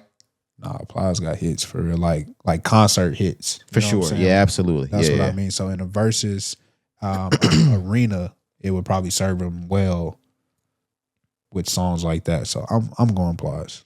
Yeah. Thank you. You just confirmed it for me. I'm going Plies. Lost My Mind, Jeezy. I saw Wanted Needed. I think Ashanti, if I'm not mistaken. Shawty, Lose My Mind, Bust It Baby, Hypnotize, Akon, Ran Off on the Plug, I'm So Hood, Wasted, Ooh, Gucci. Becky, Plenty Money, Becky. Please Excuse My Hands. Boy. I got plenty money. Man, this Wet. I got plenty money. Rock. Yeah, no, this is he's a fucking legend. Yeah, Plies gonna take that one. Yeah. The other ones that we had to talk about. Wait, did they have Marvin Gaye releasing an album? Man, shut up. Marvin Gaye and A Distant Lover. I mean, I'm sure it's probably just re-released old shit. February 6, 2026. If it ain't Motown, I don't want that shit. Nigga, how did that shit even get cleared? Yeah, no, that's the real shit. But no, the next verses that we had up, Cari T.I. is back. He's on a promo run for his new album, so it's only right and only expected that you're gonna hear a lot from his mouth first. And the first thing that we heard from him was that he wanted with Wayne in a verses. That was the first one that came out. And when I saw that, I wasn't surprised because when verses first got popular, T.I. wanted somebody to go against. This is not new. He's been begging for somebody to do a verses with him. And in all honesty, I don't feel like T.I. should have to beg anybody to do a verses with him. That's the king of the South. And if you ask me, top 5 rappers all time coming out of Atlanta. You got the Outkast guys, you got Killer Mike, and I think you have T.I. right there. I honestly put T.I. above Killer Mike. Sorry. Nobody in T.I.'s camp, including T.I., should have to be begging another rapper to do a fucking verse with him. But he's got his eyes set on Lil Wayne, and I think that's the wrong place to set his prize on. I think he would match up well because they both popped and were hot at the exact same time, right? I don't think it's far-fetched for him to want to go up against Lil Wayne at all. I really don't. T.I. has hits that cross many years, many different genres, many different cultures, so he will definitely compete in a versus, and I think he will be competitive in a versus against Lil Wayne. I truly do think that. Now, I don't think he will win. I'm going Wayne. Okay. Wayne's one of my favorite artists of all time, rappers of all time, right? And during this exact same time that T.I. was popping it and going crazy, Wayne was popping it even higher than he was, setting that bar and surpassing that bar, like I keep mentioning. But I don't think he's wrong for wanting to go up against Lil Wayne. Think about the conversations that were being had at that time. It was never T.I. was better than Wayne, but T.I. was competing and going crazy. And anytime you mentioned Lil Wayne, you were talking about T.I. in those same conversations as being the hottest guys during that time. So I don't think he's wrong for picking or wanting to go up against Wayne by any means necessary. You're not wrong in that sense. Growing up, it was always Wayne, Jay-Z, T.I., Kanye, Eminem. That was the list of the most prominent and most important rappers in the game back then. And that never really shifted until Drake, J. Cole, and Kendrick Lamar entered the picture. So you're right. The only reason why I say what or had the look on my face that I had when you were saying what you were saying is that T.I. runs out of hits quickly. And I'm not saying that T.I. doesn't have what it takes to stack up in a versus or have what it takes to stack up in a versus against Lil Wayne. I don't even think what I'm saying means that he doesn't have a lot of hits. Wayne has so many hits that any rapper runs out of hits fast against Lil Wayne unless you're 3 people. And if we're being honest, Wayne is only getting out of the bed to do a versus with 3 different people. Wayne will do a versus with Drake. Wayne will do a versus with Jay-Z. And Wayne will do a versus with Kanye West. Lil Wayne's not getting out of the bed to do a versus with except for Eminem. I didn't mean to say you're right, but Eminem, it will never do a versus, but against anybody, against anybody, which is why I was never even thinking about it. But if that were to be in some magical world, that's the only fourth person that would go in. Besides those niggas, Wayne is not getting out of bed to do a versus. And I know that sounds disrespectful to T.I. I think T.I. was at the height that all of them were at. I don't think that T.I. back then was at the lyrical ability of those other guys that we named. Besides maybe, no, I don't even want to get Kanye in there, because at that point Kanye was still a lyrical beast. I don't think the other ones that I named look at T.I. the way that T.I. looks at T.I. Really? And I know T.I. is that. T.I. is the king of the South. He'll forever be one of the greatest rappers of all time. But as time has passed by, when we make those lists, you still put Jay in there. You still put Wayne in there. You still put Eminem up there. None of these lists and blogs or potters or commentators, none of them throw T.I. in that category anymore. And none of those rappers do either. And that's why you see this reception. These niggas ain't taking T.I. serious. I agree with the last part, only because when we mentioned the next guy, I think they both kind of had the same thing happen to them around the same time, which is why what you said makes sense. Like, there was a certain point for about 5 years for both of these. For T.I., he was competing, and I think he was competing lyrically. Yeah. But there was, no pun, a falling point. I'm going to just say that. There was a falling point where commercially the success declined and never reached the heights that it was during this 5-year period. While the other ones continued to catapult. While the other ones got better and better and better. So you said, like, you know, moving forward after this so-called time period, you don't hear T.I. in the list of best rappers and all of that and whatever it may be. It's because there was a cutoff point where the commercial success wasn't like that anymore. And when we mentioned the next guy, I can say the exact same thing. For about 5 years, he was the hottest guy in the world. And then there was a cutoff point where commercially, he just didn't pop it on the rap level anymore. Yeah, and for T.I., I think the 2010s were very low commercially. I agree. For T.I. And if you think about it, it pretty much happened the entire 2010s. He wasn't that commercial the entire decade. I agree. And his career, along with his wife, took a really big hit due to some allegations. Mm-hmm. For T.I., it was from 03 to 08, competing. One of the best. Yeah. Lyrically, commercially. A giant. On everybody's record. A giant. A giant. Yeah. You said right after that, you get to 09, 2010, and that point on, and that's when you lose it. He does a stint in jail for the gun. He do. He gets held for it still. He takes a hit in the hood for the Crime Stoppers. That's what I mean. Yeah, there's some steps in there. Shawty Low, rest in peace to Shawty. Yeah, rest in peace, Shawty Low, man. He takes some hits in there. Oh, brother. Do you think that's why his career never really recovered? Yeah, that's part of it. I won't say fully, because you mentioned, you know, the relationship. They tried a reality TV. Like, it was so much going on for Tip at this That was point. a really good show. I fucked with that reality TV show. It was just T.I. and Tiny, right? Was that the name of it? T.I. and Tiny, that's where you met all his sons. That's where they became that. Yeah, I think that was the name of it, though? No, it's the Family Hustle.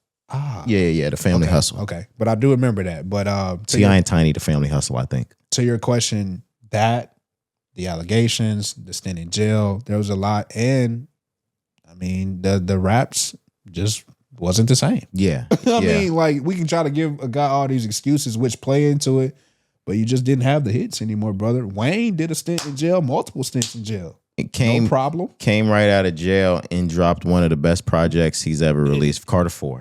My point. So like, no excuses. You know what I'm saying? But yeah, there was a lot for him, but I think Wayne smashes, knocks it out the park against anybody, and definitely kills T.I. in the verses without a doubt. Absolutely. Now, the one that we move on to next, because like I said, he's on a promo run, so he's really talking shit. He called out 50 Cent to a versus as well. This one, Cari, this one could go either way to me.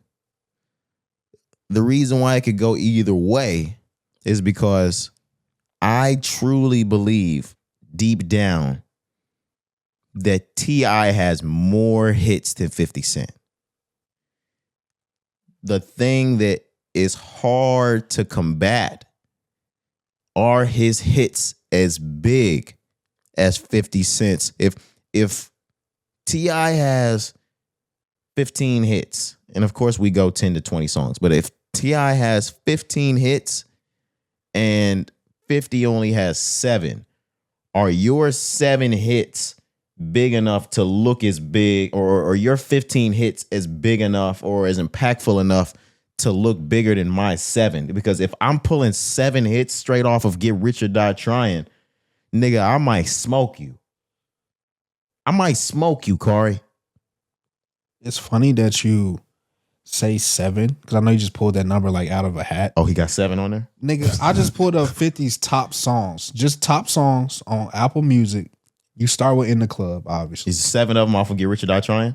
About 4. Okay. About 4 or 5. Okay. But I start with In the Club. Okay. Smash. 21 Questions. Smash.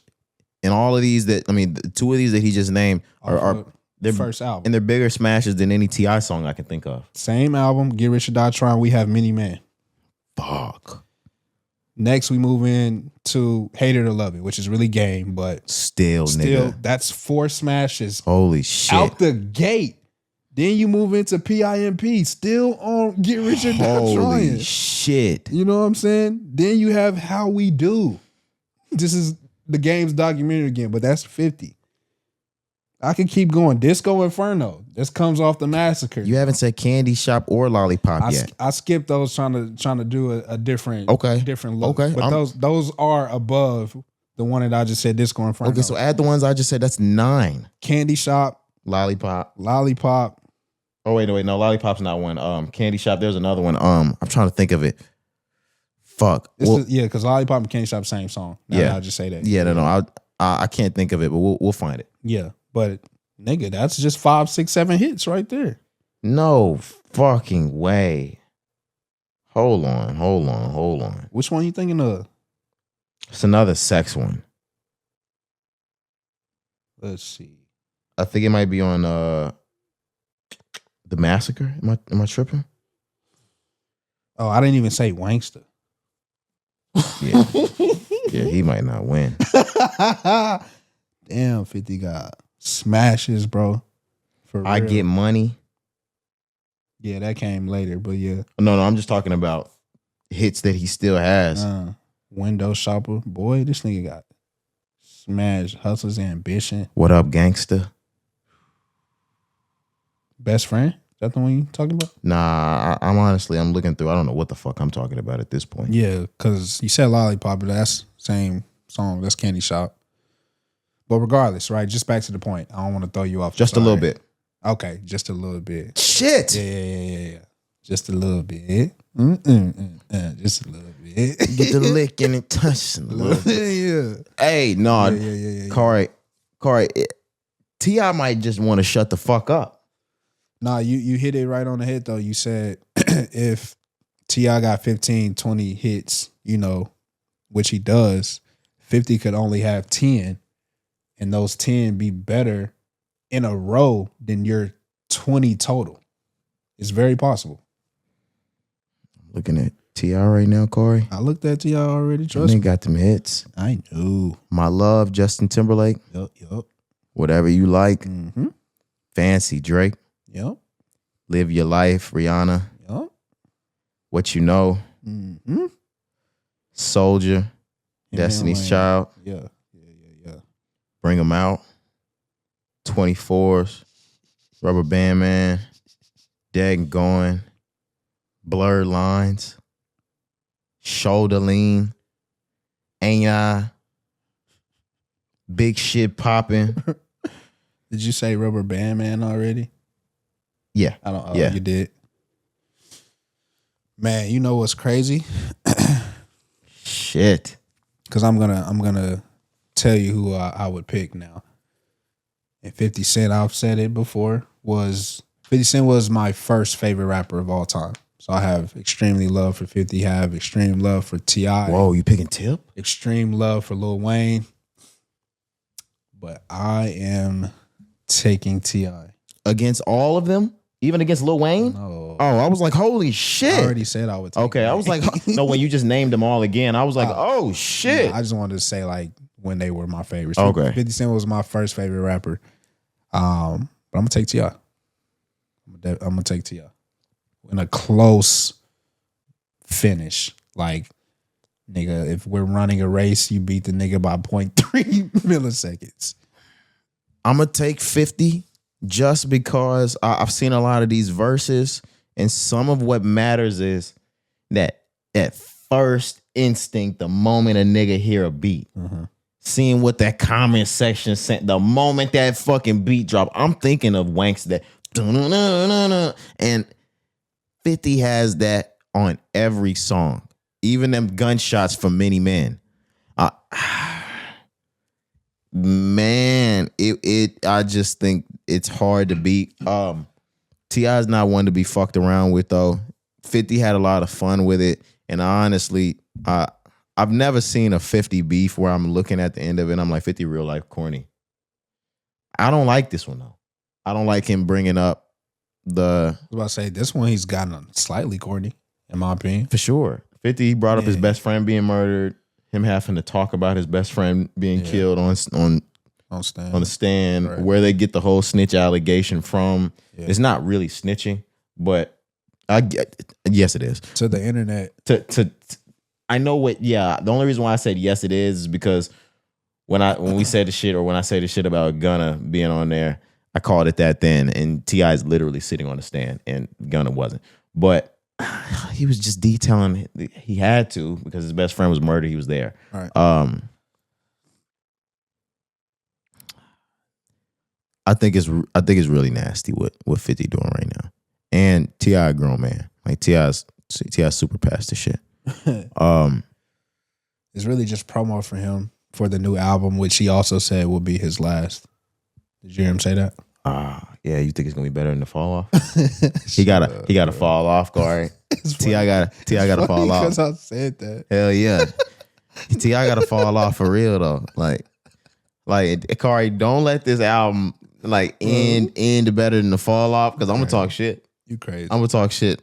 I'm like, look, he could have took this album. You crazy. And Ghost wrote that shit for Cole, nigga. You crazy. Don't let T.I.'s outro. You crazy. Like, if T.I.'s outro was on some like teardropper type shit, if I drop a tear over T.I., you know I would have dropped it for Cole. Say this.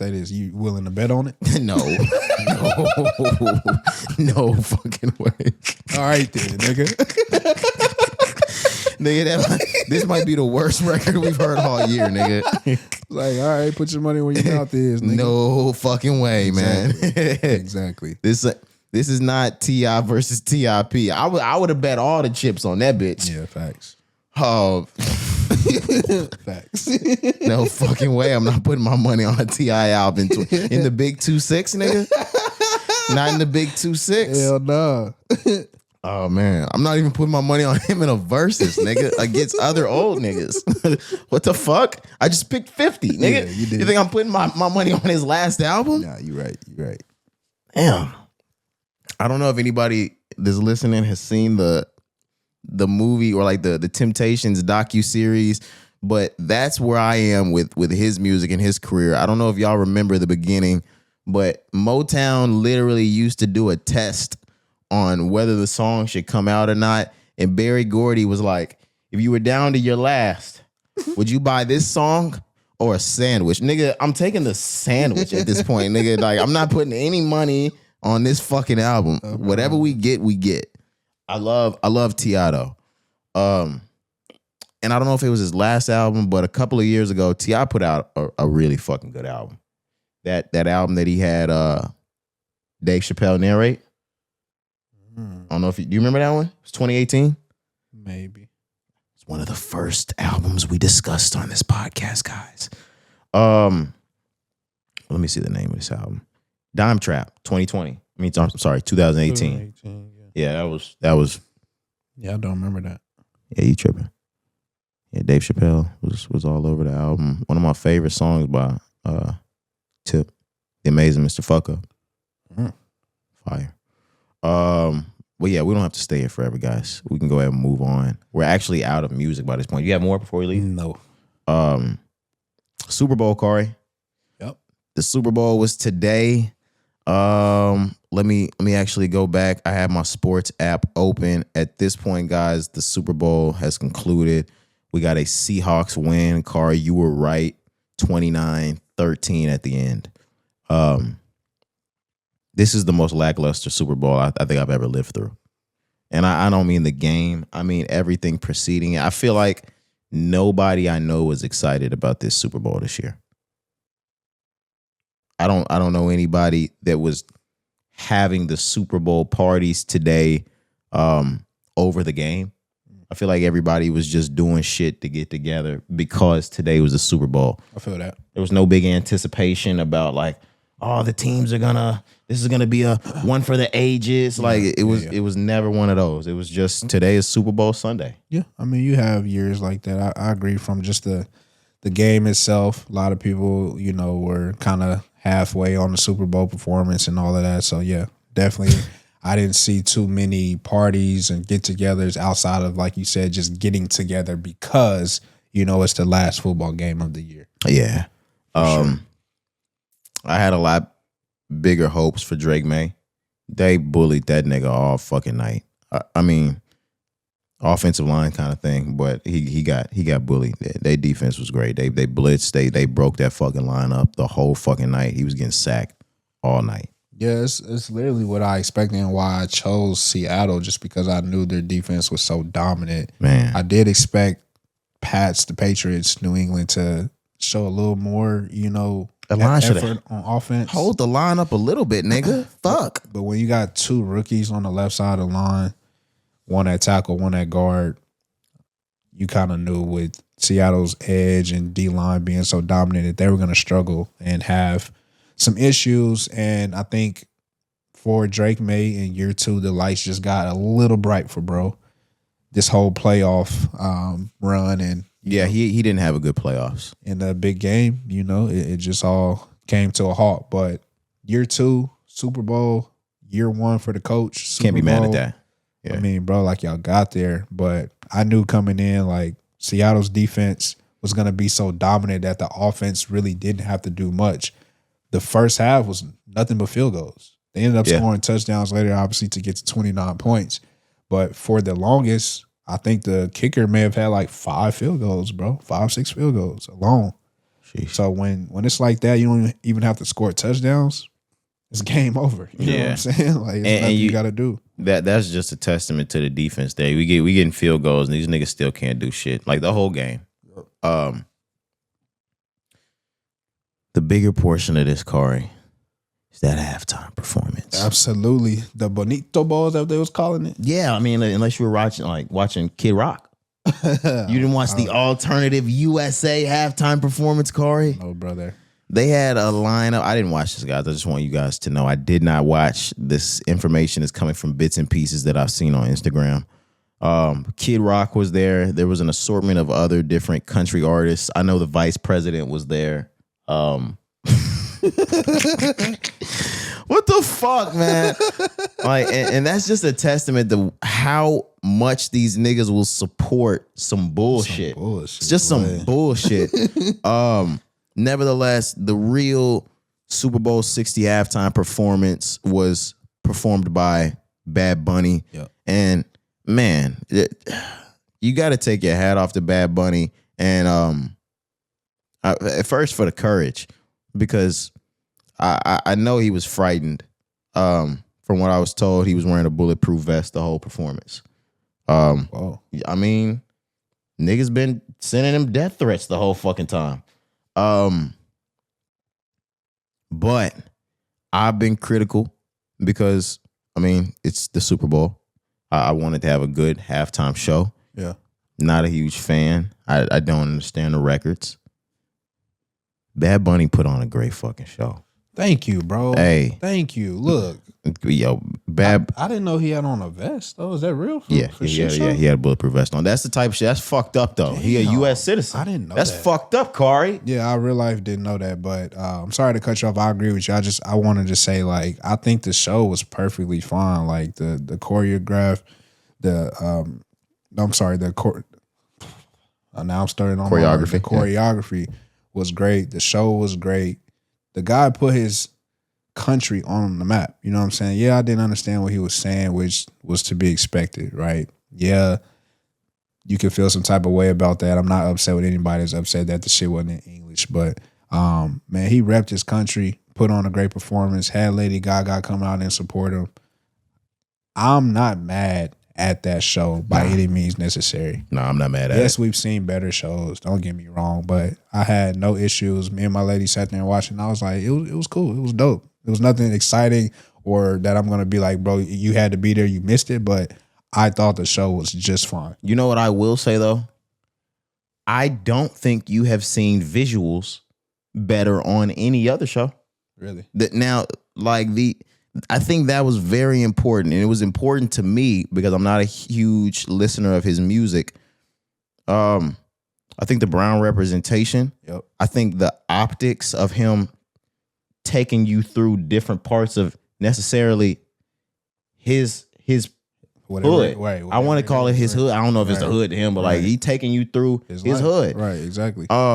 You saw the little jewelry spots. You like he gonna take you over by there. He took you like the snow cone stand. That whole thing. All that. That's what I meant by the optics were extremely important. The visuals were great. Yeah.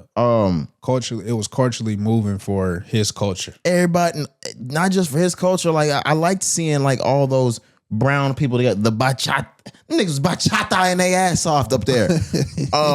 I don't know why Lady Gaga needed to be a part of it. Now I do think that she added an element of, okay, we know this, we can get into this together. Yeah. But her little porcelain ass, like in the midst of all of these brown people, just seems so off. Like nigga, you're not Hispanic. Like kind of forced. Yeah, you're not Hispanic. Like I feel you. Move.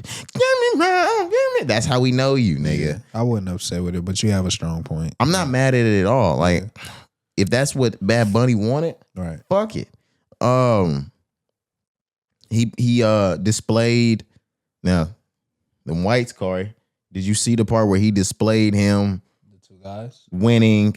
Were those two guys that got married? I thought that was a girl and a woman. No, a girl and a guy. There was another part. It was two guys, but yeah. Oh no, I was gonna say they displayed like an old school television of him winning the Grammy, and when they showed it, the whole crowd started fucking booing. Oh wow. Hey man, or maybe I heard that wrong and it wasn't booing. It sounded like booing. Yeah, he was up there talking his shit. I fuck with it. Yeah, man. Standing up for his people, for all people. Brown people. Yeah, now I'm glad he won Album of the Year. And there's nothing wrong with that shit. Showed the Grammy. Yeah, now I'm glad he won Album of the Year. Incorporated that. It's some shit be bigger than just a Super Bowl performance. Like he approached it, I think, with the perfect approach to make a statement and a stand up for his country and his people. And I have no issues with that. And I hope he pissed people off. Yeah, I hope he pissed everybody off. Y'all know who I'm talking about. A certain demographic of people. I hope y'all are pissed off. Yeah, Cari's not gonna say it. I'm gonna say it. All the white people are mad. Like I hope y'all pissed. I hope white people are mad at it. I hope we get to come back to the Thursday pod and have an entire section of the podcast about what Donald Trump said about this shit. You know we will. Yeah. He's next. You know we will. But I really was very American about this. Not like I wasn't going to watch it. I never said I wasn't going to watch it, but I was very much so, he speaks Spanish. This is the National Football League, English speaking normally during this program. What are we going to do? Right. you got to start playing into the part that Puerto Rico's America. Puerto Rico's fucking America. Yep. And this is clearly one of the biggest artists in the world, if not the biggest fucking artist in the world. Fuck one of. He is. He's the biggest artist in the world. Exactly. Denying him one of the biggest stages in his country is crazy. Right. If you can't understand it, learn Spanish or don't watch or do what I did and enjoy the show. Just watch the show. Yeah, and that's not even to say after this I'm about to start listening to Bad Bunny, but I think he put on a good show. I do too. I think he put on a very entertaining show, especially without having an engaged crowd. There you go. That's hard to do, nigga, with up to almost 1 million of not engaged people. You said it perfectly when you started. You said to have the courage to even step out there on that stage. Yeah. With his life on the line, basically. Like you mentioned, I didn't even know bro had to wear a vest. Nigga had one on at the fucking Oscars. Yeah. The Grammys? Yeah, the Grammys. My bad. He had one on at the Grammys and he had one on tonight. Bro, that shit ain't right, but that's a conversation for another day. But to be completely honest, is he wrong for having that bitch on? No. That dome wide open for that, like the Super Bowl performance? No. But I'm saying the fact that he has to put it on. Yeah. That's crazy. Yep. It's fucking crazy. What the fuck is going on? Yeah. I mean, like, he got an IG with, I'm sure, DMs of telling a nigga not to show up to that bitch. Facts. I'm already knowing. That shit is insane. Wow. And I already got plans to get up here and talk my shit. Yeah, I'm gonna put this vest on, nigga. Nah, facts. Because niggas be crazy. Man. That's insane. All in all, good show. Yeah, man. Great fucking show. I liked it. I don't have any specific standout commercials. I think I take that back. There was one. It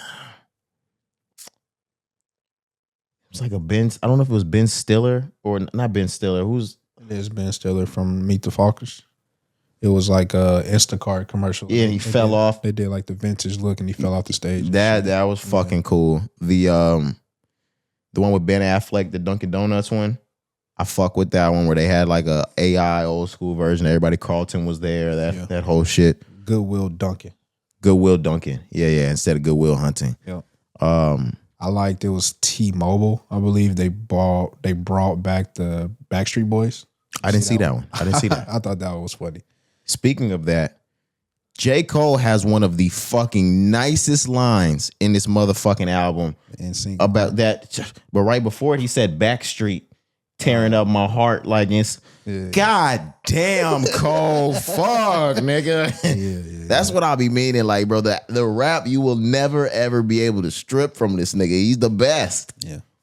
Whoa. Yeah, but if you play that back right before the tearing up my heart part, there's a Backstreet line in that shit. I'm like, oh shit.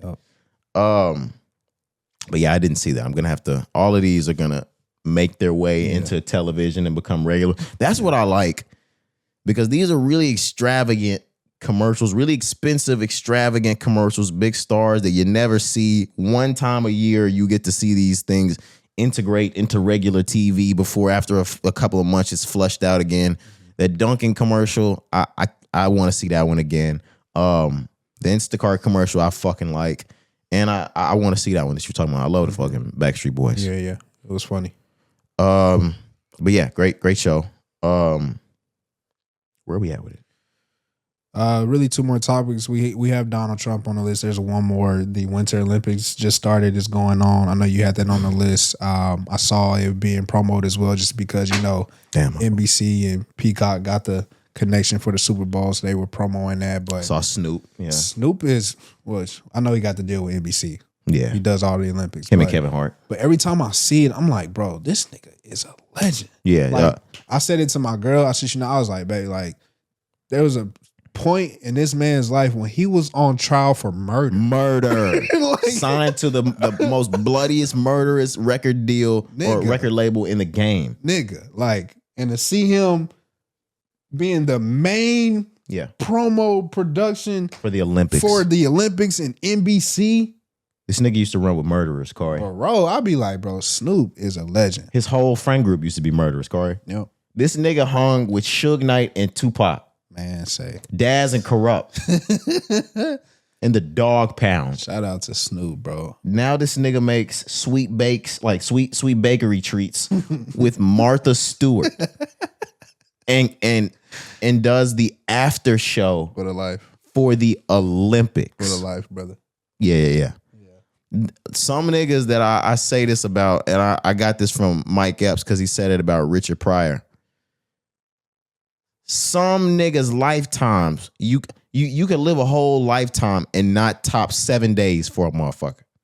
Like your whole lifetime is not better than the wildest week of Snoop Dogg's. Yeah. Like that's what he said about Pryor. You could live your whole life and not top that motherfucker's week.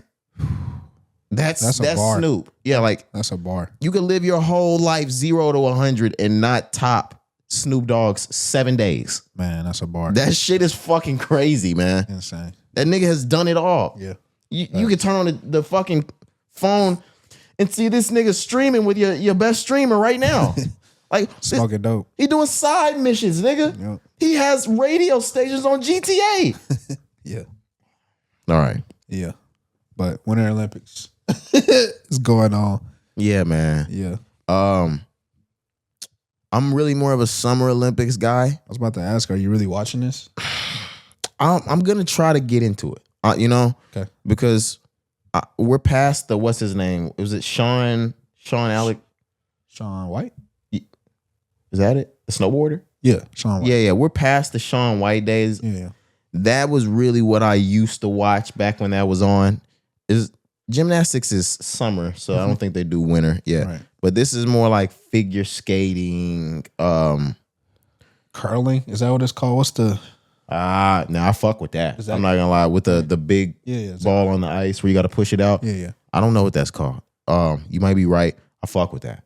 I'm not gonna lie. I think it's curling. I fuck could with be that. wrong. But they be having weird shit winter, nigga jousting and shit. Like, That's nigga, summer too, dog. oh my bad. Yeah, curling. Can let me see. I'm gonna see what winter events they have. Alrighty. What winter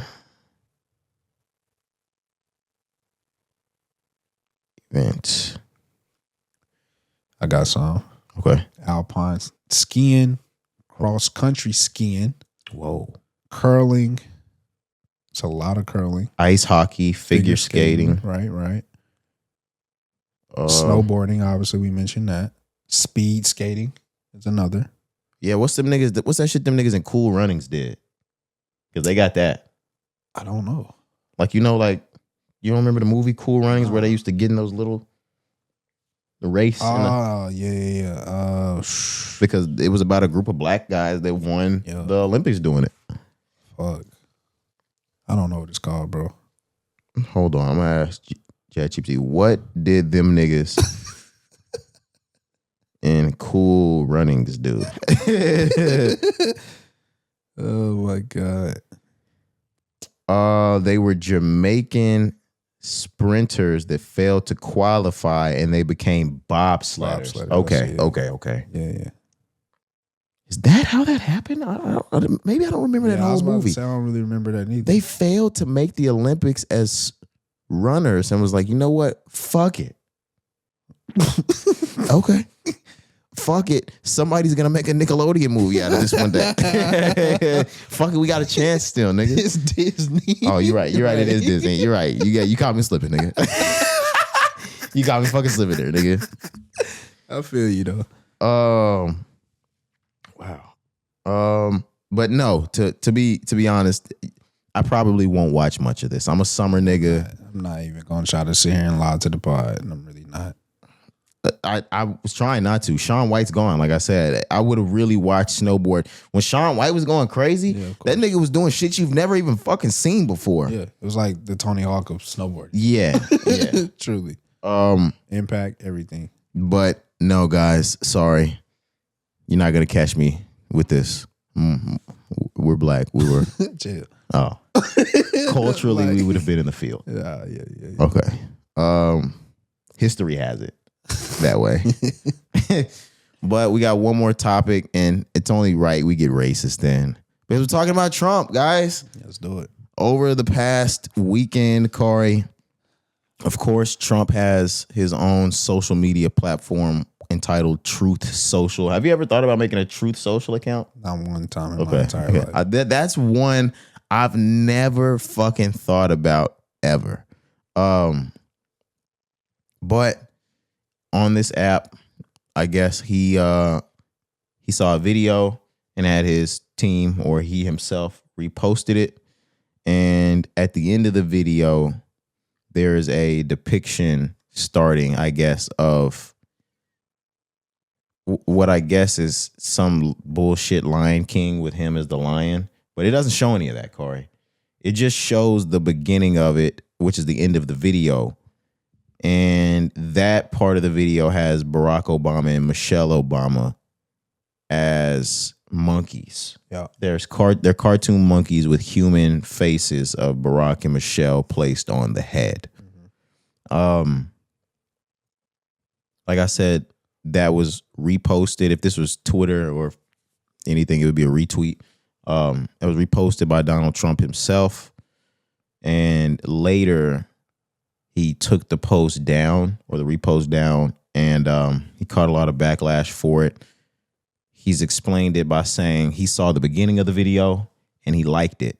And he told his people to post it, not knowing that the end of the video had a photo of the Obamas portrayed as apes. And he said because he had no idea about that his team should have, done a better job at fielding that. Yeah. So he's not apologizing for it. Yeah. They've actually put all the blame on the so-called staffer, White House staffer. That staffer, they still work? They're still working there? Yeah, I don't think they've been fired. Yeah. Yeah, they actually, this is a reported question. I'll read this. Are you going to fire the staffer? Verbatim. This is Trump's response. No, I looked at it. I saw it. I just looked at the first part. It was about voter fraud in some place. I didn't see the whole thing. I guess towards the end of it, there was some kind of picture that people don't like. I wouldn't like it either. I gave it to the people. Generally, they look at the whole thing, but I guess somebody did it. They posted it and we took it down as soon as we found out about it. No, I didn't make a mistake. I looked at thousands of things. I looked at the beginning of it. It was fine. That was a takeoff from the Lion King. What are your thoughts? Come on now, you know my thoughts. I think he's full of shit, right? And I think any opportunity he gets to show his true colors and his true self, he's doing it. And if you are still buying a so-called story, accident, didn't mean it. No, he finally did something that even his own party and people didn't like, right? So now shit really hit the fan and he had to come up with an excuse and he pulled something out his ass, basically. But Trump is showing you what it is, who he is, what his character is, and truly what he believes, right? This has been his agenda since the first time he ran. So none of this is new, but this shit is crazy. And this is one of those moments that, I mean, we can say this about everything that he's done, right? But this truly, like, come on, bro. Like, what are we gonna do moving forward? Like, that shit, we can't have that, bro. This shit is absolutely insane. And at this point, you have no other option but to call this man a clear racist. I'm sorry. Don't try to sugarcoat it. The nigga is a racist, and he's the president of the United States. Yeah, he's a racist. And I rewatched the 13th over this weekend. Ooh, that's deep. I need to do that. But this is the worst fucking part, Cari. You can watch the 13th, and when we watched it, I remember us sitting with the campus activity board in college our freshman year, and that wasn't our only watch. We went back to our dorms and watched that shit over and over and over. Yep. But when we watched it, it takes you all the way through time from the 1920s. You see the birth of a nation and how the Klan kind of influenced a nation. And they take you through president, through president, through president, through president. And when I was watching the shit, you get to watch the Law and Order era with Nixon. Yeah. You get to watch the war on drug era with Reagan. You see Daddy Bush, and then you get to see the crime bill era, the three strikes era with Bill Clinton. And you hear so much of when we were kids, and you're taught so much in school that You know how evil it is when you're looking at Nixon and that crime that Law and Order era. You know how evil it is. You know how evil it is when you're looking at Ronald Reagan. Cari, I have honestly gotten to the point where I feel like I watched it and I don't feel like they're worse than our president. That's fucked up. But at 28, I'm watching it and I'm like, holy shit. Our president's done worse. Like we couldn't say that back in 2016. Yeah, in a short amount of time. 10 years, nigga. Right. Not all those guys served, 2 terms, right? But yeah, I'm agreeing with you. It really fucked me up because now there are things systematically that we haven't seen the outcomes yet to know what was worse. And of course, that 3 strikes in the 1994 crime bill systematically was really bad. The war on drugs and how they used the top to push the agendas of crack with blacks, it was really bad. Nixon associating all the blacks with the heroines and the whites with the weed, it was really bad. But Trump is what they were quietly. He's a loud racist. Yeah. And is actually niggas in just such a short time. The election was just in 2024 at the very end of it. Yep. This nigga has showed you in less than 2 years why you are a fucking idiot if you are Hispanic and voted for him. Why you are a fucking idiot if you are black and you voted for him. Crazy, bro. It ain't even about the parties, politics, none of that. I don't even look at it that way. Like, this man is clear and concise about his movement and exactly what he's trying to do. And you said it perfectly, systematically. We haven't even seen the effects, and that's going to be 10 times worse. Like, this shit is bad, and probably from a surface level, like you said, is as loud as it's ever been. But the shit that he's pushing quietly, the bills that are being passed quietly, that's the shit that's going to be worse. We just haven't seen that. If he continues to, have the leverage and authority that he has currently, 20, 30, 40 years go by, that's when you really start to see like the shit that he's doing today.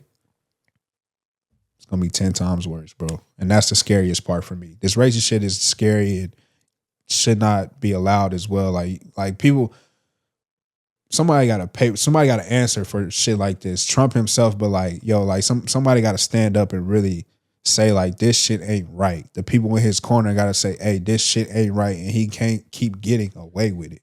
Honestly, it's just, I'm sorry, will you keep going? No, go ahead. I'm done. It's honestly just funny to him at this point. Right. I want people to really think about it. Like, imagine, because this is what happened, guys. He's just playing right now. It's February. And imagine black people at the beach, and Black History Month is us building a fucking beach sandcastle. This fucking news of the Obamas as apes is him just walking by and just kicking that bitch over, or just pulling his shit out and pissing on the fucking sandcastle. That's all he wants to do is just come disrupt a time period that is designated for African Americans and make it a time of chaos instead of some time of collaboration. It's not for no reason that this shit happened in February. It's not for no reason at all.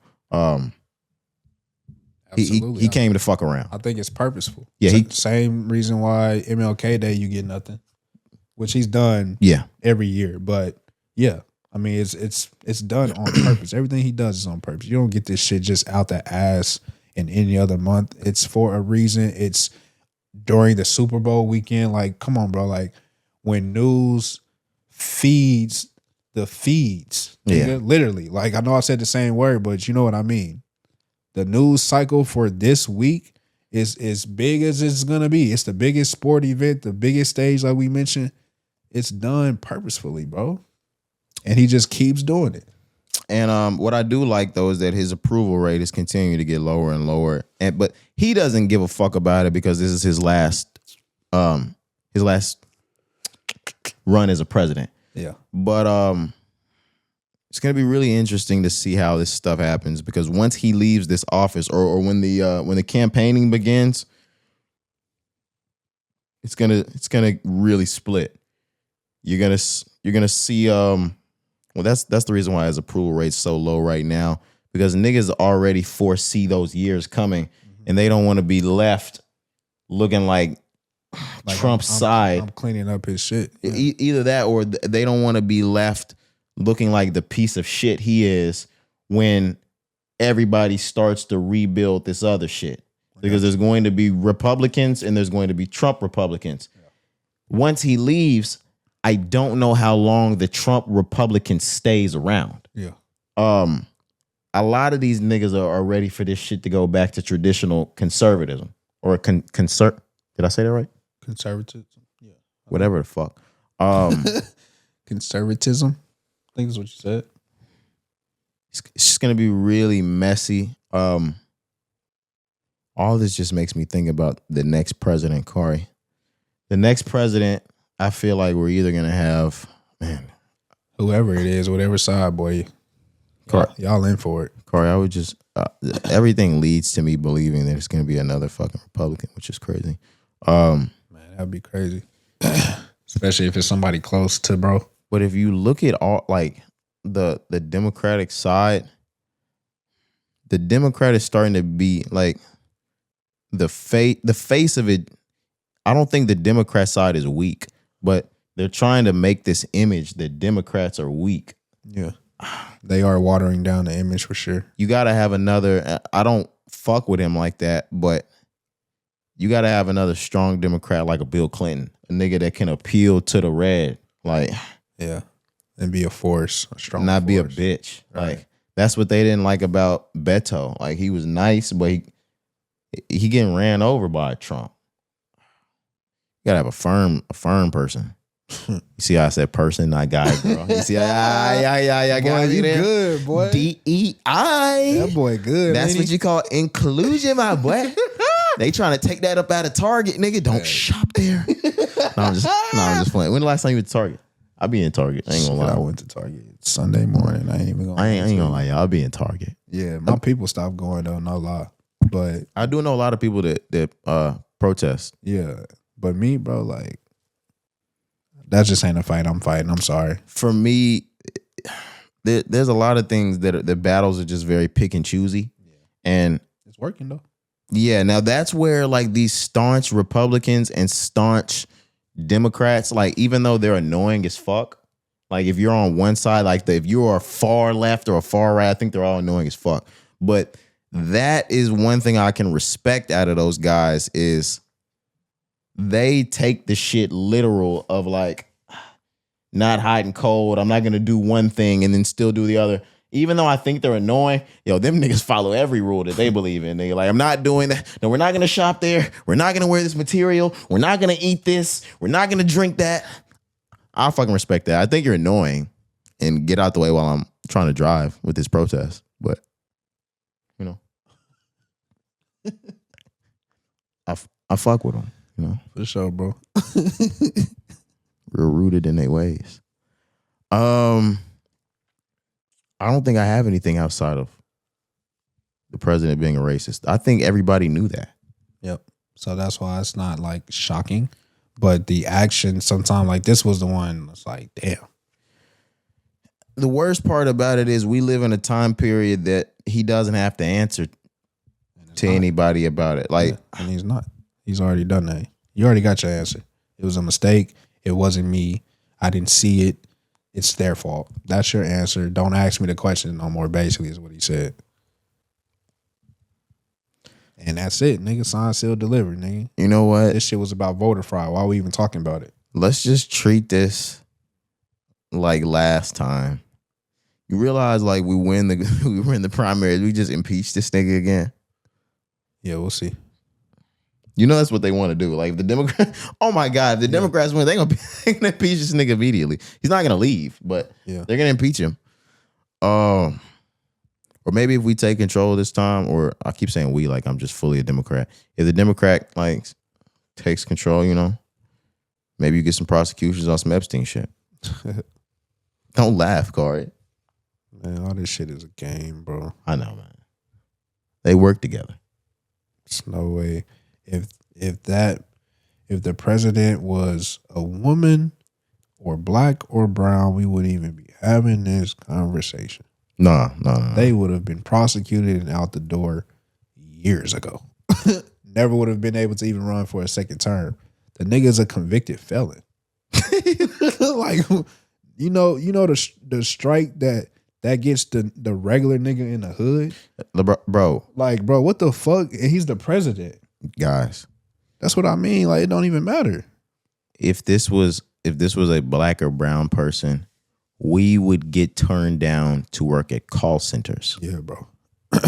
Exactly my point. This nigga is the president of the United States. Imagine if Barack Obama had a felony on his fucking rap sheet, nigga.